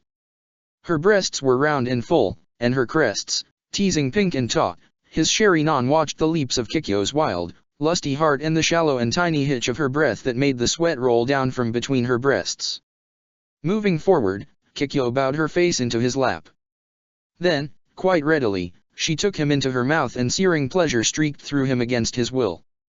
Her lovely spine arched and moved like a slick fish below the smooth surface of water. That was the only thing he could compare her beaded back with, and he felt himself growing and hardening to full length, squeezing into her throat. Itaka was not surprised when she did not jerk away or pull back. She had done this before and killed many of her unwary and foolish lovers in the past. She dangled herself before them, took their lands in return for her clan's services, poisoned them. It was strange to see her this way, drawing him into her mouth over and over again with a slow and soft rhythm. Pleased and pleasured, he had an urge to sink his fingers into the twisting strands, hold her there, relieve himself of this unwanted burden, but that would have been very unsavory and rude. Heat gathered into his stomach, and his thighs slightly trembled, and he felt himself inch closer to a release he so craved now, but she did not allow him that. She slipped her mouth off him and undid the obi around her waist and threw it aside. Then she pulled at her kimono and revealed her tsubaki white thighs to him, moistened with arousal. It was unwise to go this far with her. If she stopped, he would not coax her into this now. It was too soon to claim her in this manner, but it did not seem that she cared. The desire for his favor was strong in her that she grabbed his arms and pulled him down to lay on top of her. He did not resist, but he noticed that she was a lot stronger than she looked. There was chakra on her delicate hands, and it added much strength to her gestures. He did not think he would have been able to fight her if he was even faintly more lightheaded. In the fullness of fire's lights, he gazed upon the unadorned flesh of the woman beneath him. Blood had darkened in her face, and her lips were like the color of rich sake, red and raw. She brushed her fingers against his lips and reached down between them and took a firm grip on his arousal. She was unabashed, bold, and obscene in the way she behaved with a complete stranger. What was so peculiar about that scroll? Itaka lowered his eyes a bit and then looked back at her again. "You are not patient, and you have not gone near any man in this manner before. The act will only give you pain," he rasped, his expression blank. "You shouldn't worry about my pain," she said, narrowing her eyes into tiny threatening slits. "It's my blood you'll spill. I do this out of my own free will. Consider it a gift for this cold night, and my wish for pleasure. Do this with me. I want to throw away the need for you that clings. It makes me ache and it makes me weak, and I hate being weak." Her face was warped, and she looked somewhere between angry and lustful. Her pliant body was tense, shivering. Itaka considered her for a moment and watched the heat rising in torrents under her skin and touched the inside of her thigh. She was damp there. It was her decision, and with that thought, he pushed inside her tight core, and she bled, losing that long-held innocence to him in moments of nothing but wanton, human need. Her expression changed a little as pain came to her face, but she did not look away. Her face trembled and tears rose to her eyes, and she gritted her teeth together, muscles locked. Then Kikyo suddenly lost that battle to stay calm as she pressed a hand over her lips to hold in the coming sob. She screwed her eyes shut, and her neck arched, exposing her skin where the veins throbbed with new sensations, and she sobbed still more like a punished babe, breaths unsteady and fast. It burnt and it hurt.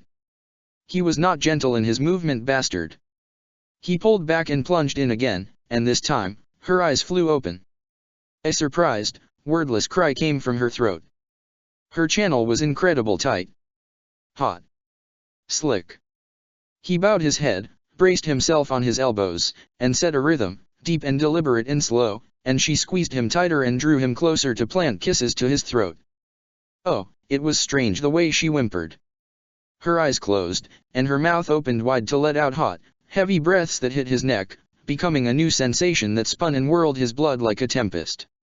He did not want to erupt inside her, so he reached between them and lightly brushed his fingers against the swollen bud just throbbing above where they connected, and she grew tighter, impossibly tighter, and the musky female scent of her skin and arousal filled the air.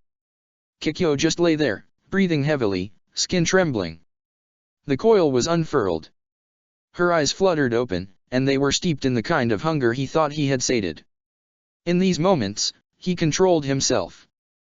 The breeze from the garden was ice on his sweaty back, and he was softening inside her. She got what she wanted, there was no need to indulge in this any longer. Itake moved back to pull out, but he suddenly found himself flat on his back. He was still joined deeply with her, and Kikyo pulled her lips in a pretty smile. She removed the kimono and threw it aside. Then she moved her hand up, pulling a pin out from the bun on her head, and long hair tumbled down her fair back and on her shoulders. He caught a glimpse of perspiration on the wispy hairs under her lovely arms and the black curls between her legs. "I want to look down at your beautiful face this way. You were hiding it before," Kikyo said and licked at the pin shining in the fire's light. Then she bent down after letting out a bell-like laugh to whisper in his ear, "How would you like for me to squeeze you till it flows?" He wanted to stop her, but he was drowsy and he was weary. Kikyo hissed in a little breath, head tipping back, thighs trembling with primal want. And she moved. She rode him with a wild urgency that an unsteady breath slipped from his lips.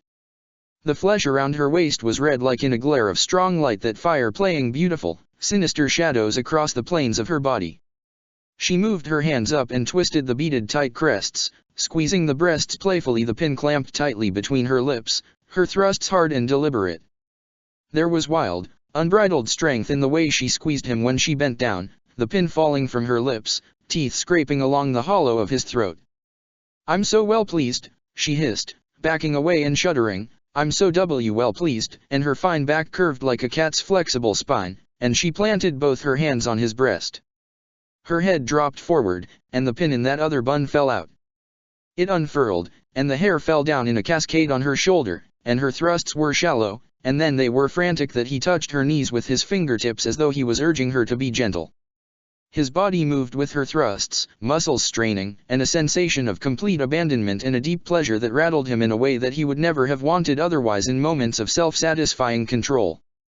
Kikyo felt the fierceness of his rapid heartbeats through her palms, and she peered at the Sherinon that faded out, defeated before his wants, through thick lust and lush hair and curiosity. His flesh shivered in a way he could not control, and lost pink flooded his neck and cheeks. He closed his eyes and took slow and deep breaths that could not calm his heart. She bowed deeply as if in prayer, and her body formed an arc. Then she nipped at the skin on his collarbone so painfully that he hissed. Skin broke and red invaded white. He did not understand what came over her when she pushed the pin into the deep hollow between his collarbones, and it deepened still more when he sucked in the air and felt warm trickles trail down the side of his neck. Fearsome vibrations blent and went running in his nerve endings, racing down his spine to his genitals that he pulsed inside her channel. He suddenly felt heady and dizzy. She kissed him some more and sobbed and panted against his breast, stabbing his torso and the skin under his navel with the pin over and over again that the skin there was left so red. Blood oozed from the tiny wounds and shivered down his body in thin lines. His skin was too white, and the colors did not blend. Winter never could hide away the flowers that lived and perished in its heart. The red was harsh and raw against the white, obscene in this warm winter's night, and the dying fire's radiance. It was still snowing, and the garden was beautiful behind her. And Kikyo just laughed, sitting erect now, grounding her hips sensuously into him. Her arms reached to her back, and she clasped her fingers together, thrusting her bosom out, spreading her thighs as wide as she could that he saw a trail of mucus clinging to her flushed skin. She thrust harder and harder, and something in his stomach finally uncoiled, and he erupted in her in long spurts. The gush of his arousal messily spread over his skin and her inner thighs, and she stopped the grinding motion of her hips after she rode through her climax, still pulsing around him. When the pleasure passed, Itake's breaths finally calmed, and then he looked at her and the mess she had made, and he found it so vulgar. Check the description for the links to the author.